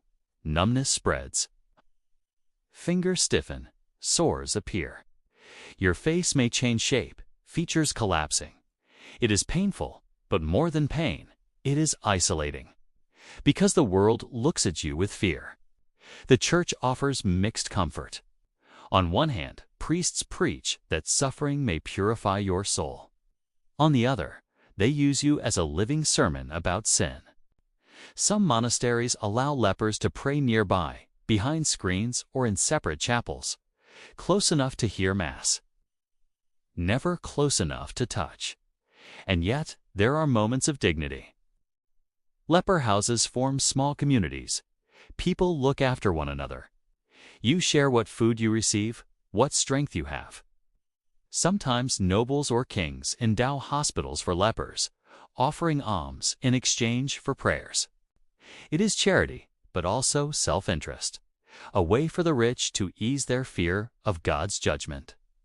Your lifespan is shorter, yes, but you do not vanish entirely. You adapt. You endure. Yes. And in a world terrified of your presence, you create small pockets of belonging. So your life as a medieval leper is not just disease. It is exile, stigma, and survival on the margins. It is ringing a bell not to summon, but to warn. It is living while already declared dead. And yet, somehow, it is still life. So, you are not merely a ruler, you are divine. At least, that is what everyone around you insists. You are a living God on earth, son of Ra, embodiment of Horus, destined to become Osiris when you die. A heavy burden, but at least the headgear is impressive. Your childhood is a strange one. Nannies, tutors, priests all hovering. You play, but you also rehearse godhood. Your toys are miniature chariots and boats, gilded instead of wooden. While other children climb trees, you are taught how to hold a crook and flail. Symbolic farming tools, because nothing says divinity like pretending to herd cattle you have never seen up close. The palace is vast. Walls painted with lotus flowers, ceilings studded with stars. Servants everywhere, fanning, scrubbing, bowing. Privacy is not really a concept, you know. But luxury certainly is. Perfumed oils, fine linen, jewelry, even as a child. You shine, and you are meant to. Your education is practical. Priests teach you ritual. Scribes teach you hieroglyphs, though you may delegate most of the writing to them later. Generals teach you war, because gods must also be conquerors. And always, you are reminded. You are different, sacred, above. And then, one day, you ascend the throne. The crowns are heavy, awkwardly shaped, and numerous. There's the white crown of Upper Egypt, the red crown of Lower Egypt, the double crown for both, the blue crown for battle, and the ceremonial headdress for nearly everything else. It is less like being divine, more like being a model for elaborate hats. Daily life as pharaoh is surprisingly repetitive. You wake to rituals.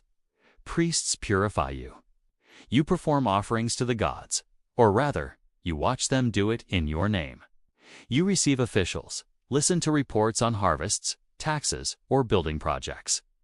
You nod, occasionally speak, mostly radiate divine approval. Meals are lavish. Roasted meats, bread, figs, dates, honey, beer, wine. But always supervised because pharaohs are prime targets for poison. Servants taste food first. Priests bless it. You eat slowly as everyone watches. Even lunch is a performance. Your public role is endless. Festivals, processions, sacrifices. You appear on balconies, waving to crowds. Statues of you are carried through streets. Temples resound with hymns to your name. You are not allowed to be ordinary. Every gesture, every cough, every silence carries weight. Private life exists, but in fragments. You have wives, sometimes many. Sisters too, depending on dynastic strategy. Your harem is not only about desire, it is politics, alliances, fertility. Children swarm, each one a potential heir, rival, or pawn. Domestic peace is rare. And then, of course, there is death. Or rather, preparation for it. The moment you sit on the throne, plans for your tomb begin. The pyramid, the valley tomb, the hidden chamber must be ready when you are not. Priests chant, architects design, workers carve stone. Your immortality requires constant project management, else life expectancy is uncertain. War, disease, betrayal, they all loom. But as long as you live, you are God on earth. Every sunrise is credited to your favor. Every flood of the Nile is your blessing. Every victory belongs to you, even if fought by soldiers far away. So your life as a pharaoh is not exactly free. It is ceremonial, divine, and exhausting. You are worshipped, yes, but also trapped in the endless cycle of being worshipped. Godhood, it turns out, is mostly paperwork and posing, but the tomb will remember you in gold. And that, perhaps, is enough. Your life as a knight's squire, so you are not a knight. Not yet. You are the one who laces his boots, saddles his horse, and tries not to get kicked by it. You are, in short, a squire, a servant, an apprentice, and a future warrior. If you survive long enough, your career begins early. Around the age of 7, you are sent to a lord's household. You start not as a squire, but as a page, a polite term for small servant. You fetch wine, carry messages, practice manners. You learn to carve meat gracefully, because apparently this is essential knightly training. At 14, you graduate to squire. This is when the real work begins. Your knight has armor heavy, awkward, and rust-prone. Guess who polishes it? Your knight has weapon swords, lances, daggers. Guess who sharpens them? Your knight has a horse temperamental, expensive, and prone to rolling in mud. Guess who grooms it? It is a glamorous life. If your definition of glamour involves grease and manure, training is part of your day. You practice swordplay with wooden weapons. You learn to joust, though usually with blunt lances. You ride until your thighs ache. You wrestle, you run. You learn how to fall without breaking something important. And you learn courtesy, mowing, kneeling, flattering, because no knight is complete without social polish. You also follow your knight into war. But you do not fight in the front lines, not yet. Your role is support. Carrying supplies, fetching water, holding spare lances. Helping your knight remount if he falls. Sometimes, yes, you are thrust into combat. Usually when things go badly. If your knight dies, your job is to survive. And if you die, well, you were only a squire. Tournaments are both thrilling and terrifying. Crowds cheer, knights charge. You stand at the edge, ready to run forward with replacement weapons. Sometimes you get trampled. Sometimes you get shouted at for handing the wrong sword. But you also feel the excitement, the pageantry, the possibility that one day that could be you. Food is simple. You eat what servants eat: bread, pottage, a little meat if lucky. You dine near knights, but not with them. You are not equal, but not quite a peasant either. A liminal place stuck between. If you are dutiful, brave, and most importantly connected, you may one day be knighted. A ceremony of oaths, prayers, and expensive new armor you probably cannot afford. The church blesses you. The Lord taps your shoulder with a sword, and suddenly you are Sir Someone. But until then, you bow, polish, and endure. So your life as a knight's squire is one of mud and ambition. You scrub and serve, but you also learn. Every bruise, every long ride, every light night armor polishing is a step toward knighthood, or, at least, toward survival. Your life as a samurai in feudal Japan, so you are born into a class of warriors, not peasants, not merchants, not nobles in silken palaces. You are samurai. A person defined almost entirely by loyalty, discipline, and a very sharp sword. Childhood is short. At a young age, you are taught obedience. You bow, you kneel. You learn to write with a brush. You copy poems about cherry blossoms and death. Because in this world, beauty and mortality are inseparable. And while you learn letters, you also learn weapons. Wooden swords first, then real ones. Archery from horseback, calligraphy by candlelight. Mind and body drilled together, so neither can slack. Your daily life is dictated by your lord. The daimyo, the great landholder, owns your service. If he commands you to fight, you fight. If he commands you to guard, you guard. If he commands you to die, you bow, and you die. Loyalty is not a matter of choice, it's your reason for existence. Meals are plain. Rice, pickled vegetables, miso soup. Occasionally fish or meat, depending on status and wealth. But the important thing is discipline at the table, never too much, never too fast. Even food is training. Weapons are your constant companions. The long katana, the short wakizashi. Together, they mark your status. No one else may carry both. You polish them daily, almost ritually. They are not just tools, they are extensions of your soul. War is brutal, but formal. Before battle, banners fly, drums beat, horns sound. Archers loose arrows in waves. Samurai on horseback charge with spears. Duels sometimes occur, one warrior calling out another by name. Honor is at stake, even in the chaos. Defeat does not always mean death in combat. Sometimes it means something worse. Seppuku, ritual suicide. The word hovers in your life like a shadow. If you fail your lord, if you dishonor yourself, if defeat is too shameful to endure, you kneel, draw your short sword, and end it. A grim duty, but one bound with respect. Better to die with honor than live without it. At least that is what you are told since childhood. Not every day is battle. Most days are routine. Training with swords, practicing archery, studying poetry, strategy, or Zen. Visiting temples, offering prayers, writing letters in delicate brushstrokes. Because a samurai must be balanced. The sword and the brush together, steel and ink. Social life is rigid. You marry according to arrangement. Your wife manages the household, oversees servants, raises children. She may also train with weapons, because danger never stays far. Sons are raised to follow your path. Daughters marry to strengthen alliances. Family, like everything else, is duty. And when peace comes, as it sometimes does, you are left restless. A samurai without war is like a hawk kept in a cage. Some turn to scholarship. Some to political intrigue. Some to drinking or idleness. And some find themselves without purpose, drifting as Ronin masterless, living in disgrace.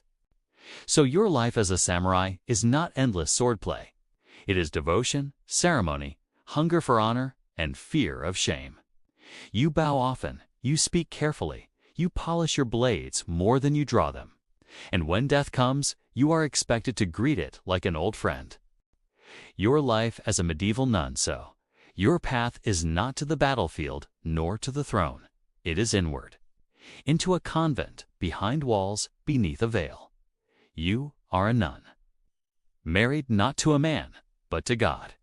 Your entry might be voluntary, a calling, a desire for prayer and solitude. Or, more practically, your family had too many daughters and could not afford dowries for them all. The convent, then, is cheaper. A place of devotion and economic convenience. The day begins early. Before dawn, the bell rings. You rise from a hard bed, shuffle to the chapel. Prayers echo in the cold. The psalms are chanted, voices weaving in dim candlelight. Then back to the cell for a brief rest before the rhythm begins again. Your schedule is ordered by the hours of prayer. Matins, lauds, prime, terce, sext, none, vespers, compline. It is a cycle as steady as the seasons. Pray, work, eat, pray, work, sleep, and repeat. The monotony is the point. To focus the soul by stilling the body. Work varies by convent.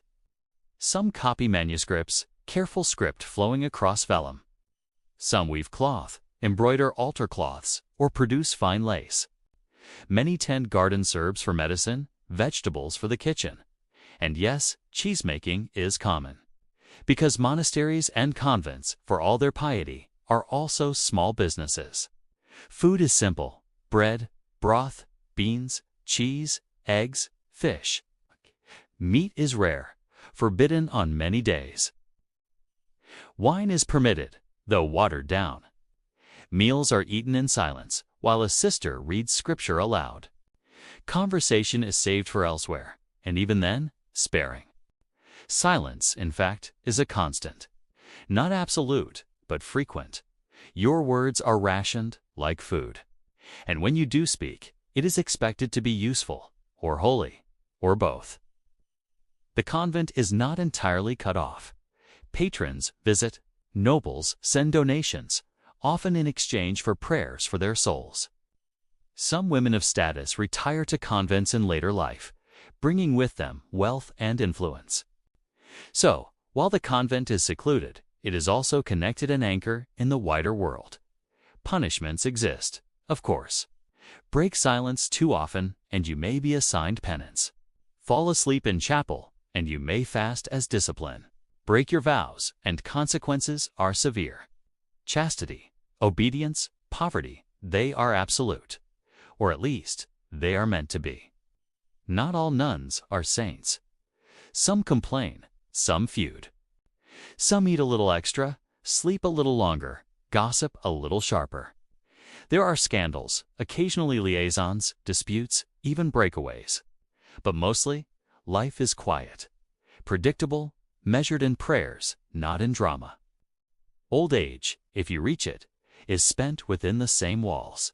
You may become abbess, ruling the convent with both sternness and spreadsheets, because abbesses handle ledgers as much as liturgy. Or you may remain a humble sister, chanting psalms until your voice fades. Burial is in the convent grounds. Your grave marked with a simple cross, your name remembered in prayers. So your life as a medieval nun is not adventure. It is discipline, silence, and work. A narrow path, yes, but also a steady one. And in a world filled with war, famine, and plague, perhaps there is comfort in walls that do not move, bells that always ring, and prayers that never end. Your life as a sailor on an age of exploration voyage. So, you have signed on, or been pressed into service, for a grand journey. The promise is discovery, riches, glory, for king and country. The reality is cramped hammocks, bad food, and the constant fear of drowning. You are a sailor in the age of exploration. The ship is not large by modern standards. Wooden hull, creaking with every wave. Sails above, ropes everywhere. It smells of tar, sweat, and rot. Privacy is non-existent. Space is scarce. You sleep shoulder to shoulder with dozens of others, the ship rolling beneath you all night. The day begins at dawn, or rather, whenever your watch begins. Sailors are divided into shifts, day and night. You climb, rigging, adjust sails, scrub decks. You pump out bilge water, patch leaks, and haul ropes until your hands blister. The work is constant, the hierarchy strict. Orders are shouted, not suggested. Food is monotonous. Hardtack, a kind of rock disguised as bread. Salted meat, often crawling with maggots.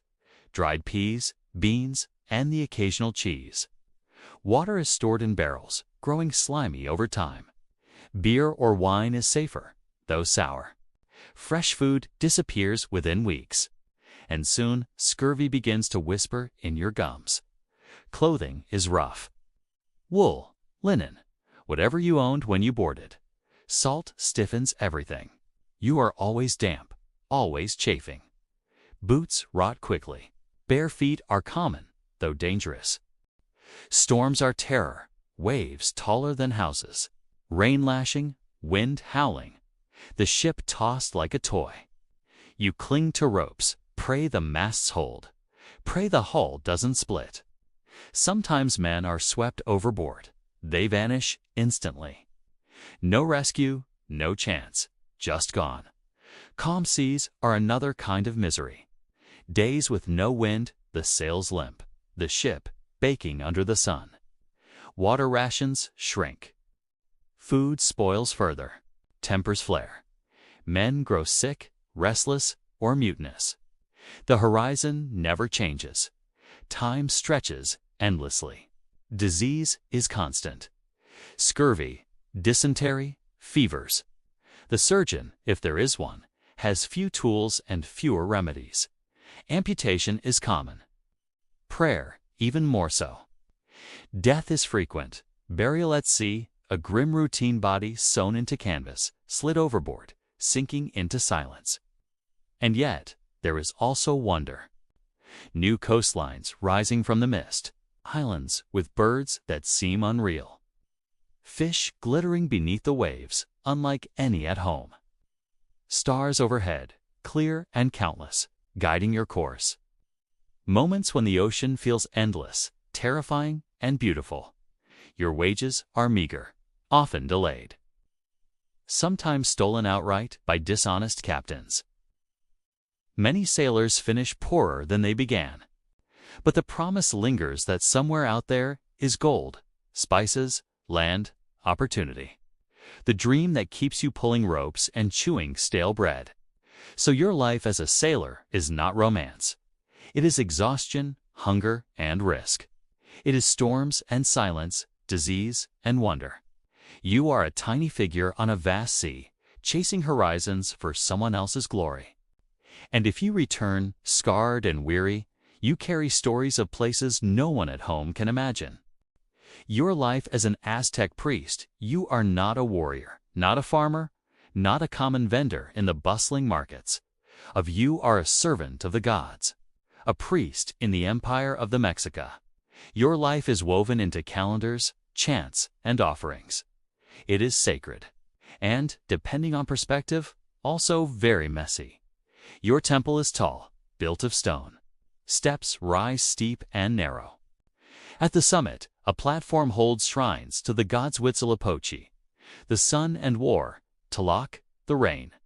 Your duties take place here, high above the city, where smoke rises and hearts are lifted, sometimes literally. Your day begins with ritual. Bathing in cold water, burning copal incense, chanting prayers in Nahuatl. You cleanse yourself, body and spirit, for the gods are exacting and you must not offend them with impurity. The calendar rules everything. The tonal pohali, a 260-day cycle, dictates ceremonies. The shupawali, a 365-day cycle, aligns with harvests and seasons. Together, they form a rhythm of festivals, sacrifices, and observances. You know the dates. You know which gods are honored and how. You keep the empire aligned with the cosmos. Sacrifice is central. Animals, yes, birds, dogs, and more. But most famously, humans. Captured warriors, chosen slaves, even children at times, offered to appease the divine. The sun must rise, the rains must fall, the world must endure. That requires nourishment. And nourishment means blood. As a priest, you prepare the rituals. You fast, you chant, you cut yourself with obsidian blades. Bloodletting is common in your ears, your tongue, your thighs. Your own body is part of the offering. The gods must see devotion, not just from victims, but from you. The great ceremonies draw crowds, drums pound. Dancers whirl in feathered costumes. The air is thick with incense, song, and anticipation. When the moment comes, you assist in the sacrifice. You hold the limbs or wield the blade, or cast the blood toward the sun. It is solemn, it is sacred. It is necessary, at least in your world. Outside of ritual, you also teach. Young boys train in Kamakak schools, learning chants, astronomy, history. You guide them, shaping the next generation of priests and officials. You keep knowledge alive. Not just ritual, but science, medicine, calendars, star movements. It is not all blood. it is also wisdom. Life is disciplined. You abstain from certain foods, pleasures, or indulgences. Your role demands purity. Yes, some priests bend rules, some indulge in pulque, some stumble into scandal. But most remain austere, because the gods are watching, and failure could do more than just you. Your power is immense. Not political, exactly, but spiritual. The Tlatoani, the emperor, listens to you. Warriors fight for captives because of you. Farmers sow and harvest in rhythm with the calendar you keep. Without priests, the empire falters. At least, that is how everyone sees it. But power has shadows. When famine strikes, blame may fall on priests. When drought lingers, people wonder if you miscalculated. And when the Spaniards arrive, strange men with steel and horses, you will face questions the gods never prepared you for. For now, though, your life is stable. Rituals continue. The sun rises. The people believe. And you, the priest, carry on, chanting by torchlight, smoke curling into the dawn. Your life as a plague doctor in 17th century Europe, the year is somewhere in the 1600s. The plague is back. It always comes back. And you, lucky you were, a physician. Or at least, dressed like one. Your uniform is famous. A long waxed coat, black and heavy. Gloves, boots, wide-brimmed hat, and the beak. A long leather mask with glass eye holes and a curved nose, stuffed with herbs, vinegar-soaked sponges, and occasionally outright nonsense. It is supposed to protect you from miasma, the bad air thought to spread disease. In reality, it makes you look like a bird preparing for a masquerade, and it does very little to save your patients. Your job is grim. You visit houses marked with red crosses. Inside, entire families lie sick, coughing, feverish, delirious. Sometimes they are already dead. Sometimes they are in the process of dying. You take notes, you record numbers, you offer herbs or poultices, and you pray you don't join them. Payment is peculiar. You are often hired by towns, not by individuals. That way, even the poor are covered. Your contract may include salary, housing, even hazard pay, because everyone knows you probably won't last long. Few plague doctors retire old and happy. Most retire 6 feet under. Your tools are simple. A cane, for one. Not for walking, but for poking patients from a safe distance. Does he still breathe? Tap tap. Is she conscious? Tap tap. Sometimes you use it to ward off desperate relatives, or dogs, or grave robbers. You also carry vials of vinegar, used to wash your hands, knives for lancing buboes, occasionally charms, amulets, or relics, because even doctors hedge their bets. The plague is terrifying. It kills quickly. Bubonic swellings, fevers, coughing blood. Whole neighborhoods vanish within weeks. Bells toll constantly. Carts roll by with bodies. Pits fill faster than they can be dug. You walk among it all, day after day. Your treatments, mostly ineffective. You might bleed patients, purge them, prescribe strange diets. Some say rub a live chicken against the sores. Others recommend drinking powdered emeralds. You try. But nothing really works. The death rate remains high, no matter how much sage you stuff into your beak. And yet, people respect the sight of you. You are frightening, but reassuring. The bird mask means someone official is present. The ledger in your hand means lives are at least being counted. And the heavy robes, however ineffective, make you look like you know what you're doing, which is half the job. Life as a plague doctor is lonely. Few want to come near you. Friends vanish. Patients fear you as much as they trust you. And always, there is the smell of sickness, the weight of death, and the knowledge that sooner or later, the disease will probably claim you too. But history remembers you. The outfit, absurd as it is, becomes iconic. The image of the plague doctor lingers in books, art, and nightmares. Even if you didn't cure much, you became a symbol of fear, of futility, and of humanity's endless attempt to fight what it doesn't understand. So your life as a plague doctor is short, strange, and soaked in vinegar. But you walk the streets anyway, cane tapping, beak mask looming, while the bells toll on. Your life as a plague doctor in 17th century Europe, the year is somewhere in the 1600s.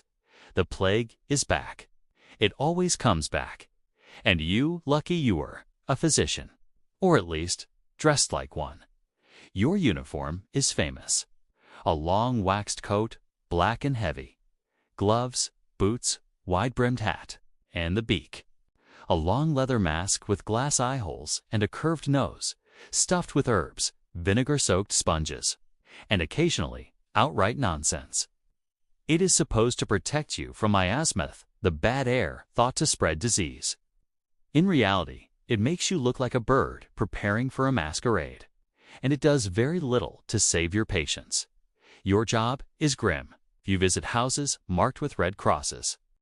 Inside, entire families lie sick, coughing, feverish, delirious. Sometimes they are already dead. Sometimes they are in the process of dying. You take notes, you record numbers, you offer herbs or poultices, and you pray you don't join them. Payment is peculiar. You are often hired by towns, not by individuals. That way, even the poor are covered. Your contract may include salary, housing, even hazard pay, because everyone knows you probably won't last long. Few plague doctors retire old and happy. Most retire 6 feet under. Your tools are simple. A cane, for one. Not for walking, but for poking patients from a safe distance. Does he still breathe? Tap tap. Is she conscious?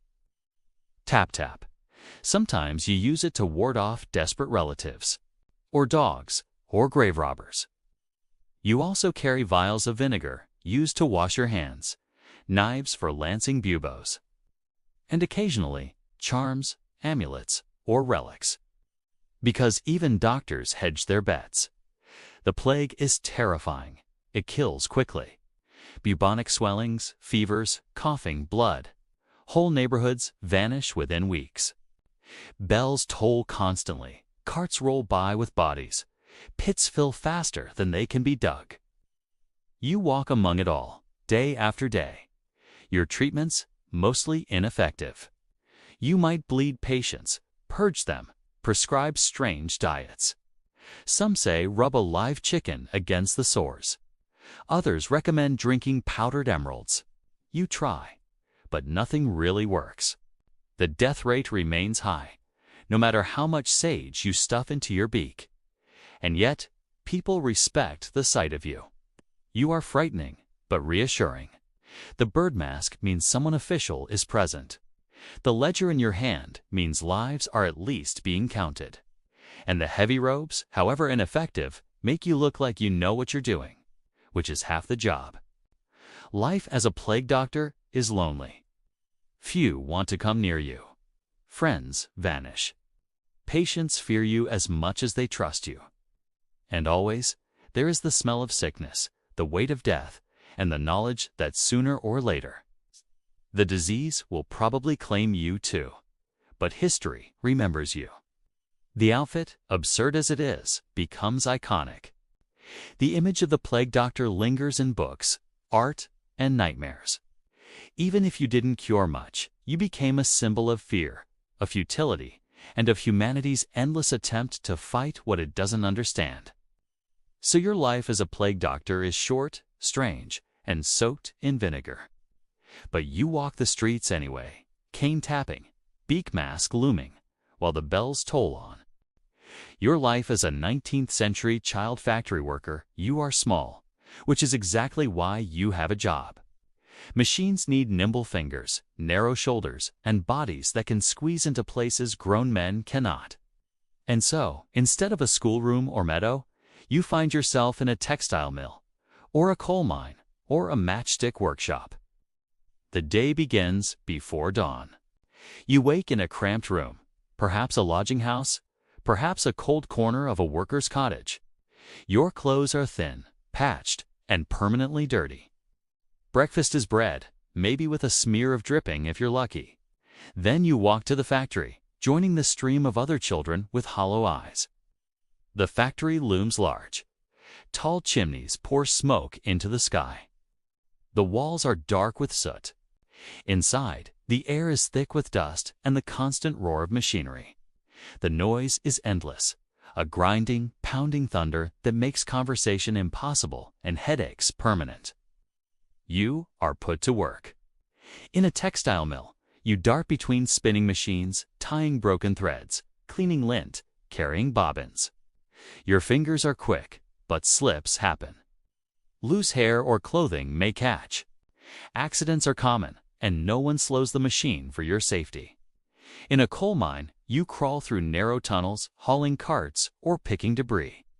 It is pitch black, damp, and suffocating. You carry a lamp, but still stumble over stones, scrape your knees, and cough on coal dust. In a match factory, you dip sticks into phosphorus, your hands burning from the chemicals. After weeks or months, your teeth ache and rot. Phossy jaw, they call it. A slow poison disguised as work. Hours are long, 12, sometimes 14 a day. 6 days a week, with Sunday reserved for church and collapsing in exhaustion. Your body aches constantly, but there is no relief. You are a child, but the factory does not care. Pay is meager, a few pennies a week. Enough for bread, maybe a scrap of meat, maybe rent for your family's room. It is not enough to thrive, just enough to keep you alive so you can return to work tomorrow. School is rare. Some reformers push for education, but most factory children learn little beyond the rhythm of machines. You may know your letters, you may not. Numbers are learned in wages, not in classrooms. Illness stalks constantly. Dust fills your lungs. The air is damp and cold. Cuts fester. Coughs linger. If you fall sick, you are dismissed. Another child waits to take your place. And yet, life is not entirely without small joys. You play in the alleys after shifts, rolling hoops or chasing scraps of cloth. You laugh with friends, share crusts of bread, whisper jokes no overseer can hear. Even in bleakness, children find ways to be children. Over time, reforms arrive. Philanthropists write books, inspectors make reports, governments pass laws. Hours are shortened. Safety rules improve, schools become more common. But for you, in the heart of the 19th century, change comes slowly, and not soon enough. So your life as a child factory worker is short, exhausting, and gray with soot. You are one cog in the great machine of the Industrial Revolution, a machine that runs on coal, steam, and children's bones. Your life as a 19th century child factory worker, you are small, which is exactly why you have a job. Machines need nimble fingers, narrow shoulders, and bodies that can squeeze into places grown men cannot. And so, instead of a schoolroom or meadow, you find yourself in a textile mill, or a coal mine, or a matchstick workshop. The day begins before dawn. You wake in a cramped room, perhaps a lodging house, perhaps a cold corner of a worker's cottage. Your clothes are thin, patched, and permanently dirty. Breakfast is bread, maybe with a smear of dripping if you're lucky. Then you walk to the factory, joining the stream of other children with hollow eyes. The factory looms large. Tall chimneys pour smoke into the sky. The walls are dark with soot. Inside, the air is thick with dust and the constant roar of machinery. The noise is endless, a grinding, pounding thunder that makes conversation impossible and headaches permanent. You are put to work. In a textile mill, you dart between spinning machines, tying broken threads, cleaning lint, carrying bobbins. Your fingers are quick, but slips happen.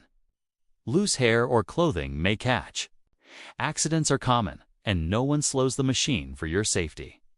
In a coal mine, you crawl through narrow tunnels, hauling carts, or picking debris. It is pitch black, damp, and suffocating.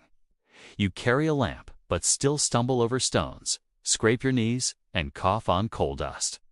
In a match factory, you dip sticks into phosphorus, your hands burning from the chemicals. After weeks or months, your teeth ache and rot. Phossy jaw, they call it. A slow poison disguised as work. Hours are long, 12, sometimes 14 a day. 6 days a week, with Sunday reserved for church and collapsing in exhaustion. Your body aches constantly, but there is no relief. You are a child, but the factory does not care. Pay is meager, a few pennies a week. Enough for bread, maybe a scrap of meat, maybe rent for your family's room. It is not enough to thrive, just enough to keep you alive so you can return to work tomorrow. School is rare. Some reformers push for education, but most factory children learn little beyond the rhythm of machines. You may know your letters, you may not. Numbers are learned in wages, not in classrooms. Illness stalks constantly. Dust fills your lungs. The air is damp and cold. Cuts fester. Coughs linger. If you fall sick, you are dismissed. Another child waits to take your place. And yet, life is not entirely without small joys. You play in the alleys after shifts, rolling hoops or chasing scraps of cloth. You laugh with friends, share crusts of bread, whisper jokes no overseer can hear. Even in bleakness, children find ways to be children. Over time, reforms arrive. Philanthropists write books, inspectors make reports, governments pass laws. Hours are shortened. Safety rules improve. Schools become more common. But for you, in the heart of the 19th century, change comes slowly, and not soon enough. So your life as a child factory worker is short, exhausting, and gray with soot. You are one cog in the great machine of the Industrial Revolution, a machine that runs on coal, steam, and children's bones. Your life as a medieval innkeeper, you are not royal, nor knightly, nor cloistered. You are practical. You run an inn, a place where strangers arrive, dusty, weary, and suspicious, and leave slightly less dusty, somewhat rested, and usually poorer. Your inn is modest. A timber building with a sagging roof, smoke curling from a hearth that never quite draws properly. A common room with benches, a few battered tables, and barrels of ale in the corner. Upstairs, or perhaps just in a loft, a handful of rooms with straw mattresses. Private is a word guests say, and you nod politely while showing them to a bed they will share with 2 merchants and a traveling minstrel. Your day begins early. The fire must be stoked, ale drawn, bread baked or bought, animals stabled if guests arrive with horses or mules. By midday, the common room is noisy locals, drinking, travelers eating, gossip passing faster than coins. Your ears hear everything. Bandits, taxes, wars, scandals. You smile and refill mugs. Food is simple. Stew, always stew. A pot kept simmering all day, into which new meat, beans, or vegetables are added as available. Guests may ask what it is. You shrug. Meat, you say, without further detail. They eat anyway. Drink is plentiful. Cider, sometimes wine if the road is good that season. Travelers drink deeply. Locals drink too much. Occasional brawls break out. Tables overturn, mugs fly, and someone lands in the rushes. You sigh, let them tire themselves out, then charge them double for the damage. Travelers are varied. Merchants with heavy purses, pilgrims with empty ones, soldiers, students, messengers, minstrels. Some are charming, some irritating, some dangerous. You learn to judge quickly who will pay honestly, who will try to slip out at dawn, who might rob you if you sleep too soundly. Your own bed is rarely warm. Work goes late into the night and begins again before dawn. You snatch sleep in odd hours, always listening for shouts, hooves, or fires. An inn is never quiet. Money trickles in. Some nights are good, when caravans stop and rooms are full. Other times, famine or war dries up trade, and your common room is empty, but for one drunk farmer nursing a single mug. The profit is steady enough to live, not enough to grow rich, but compared to the fields, it is independence, and the gossip is priceless. Kings may sit on thrones, but you hear more truth in your smoky common room than most courtiers do in palaces. Who is marching an army? Who is cheating on whom? Which roads are safe? Which towns are burning? Your inn is a crossroads of rumor, half-truths, and the occasional useful fact. So your life as a medieval innkeeper is not glamorous. It is noisy, smoky, busy, and endlessly practical. You serve stew, pour ale, break up fights, and hear the world pass through your doorway. It is hard, yes, but it is yours. All right, let's draw the curtains gently on this long night of wandering through history. We've walked in sandals across the sand of the Colosseum. We've shuffled through Versailles in silk slippers. We've stirred stew in smoky medieval inns. And we've stood awkwardly in Byzantine court ceremonies, wearing robes cut just a little too finely. Each life was brief in the telling, but long in the imagining. You've drifted through palaces, battlefields, kitchens, cloisters, and taverns. And, hopefully, somewhere along the way, the steady hum of history has helped you close your eyes, ease your mind, and rest. Because that's the strange gift of history. Even in the messiest, most uncomfortable details, the bad stew, the drafty castles, the awkward royal marriages, there's something comforting. A reminder that people have always been stumbling through life, making odd choices, and somehow carrying on. So, let this be the end of tonight's journey. The fire is low, the torch is gutter, the ink dries on the parchment. Time to leave the past where it belongs. And time for you to drift into sleep, where emperors and gladiators, monks and innkeepers can dissolve into quiet dreams. Thank you for wandering through the centuries with me. Good night and rest well.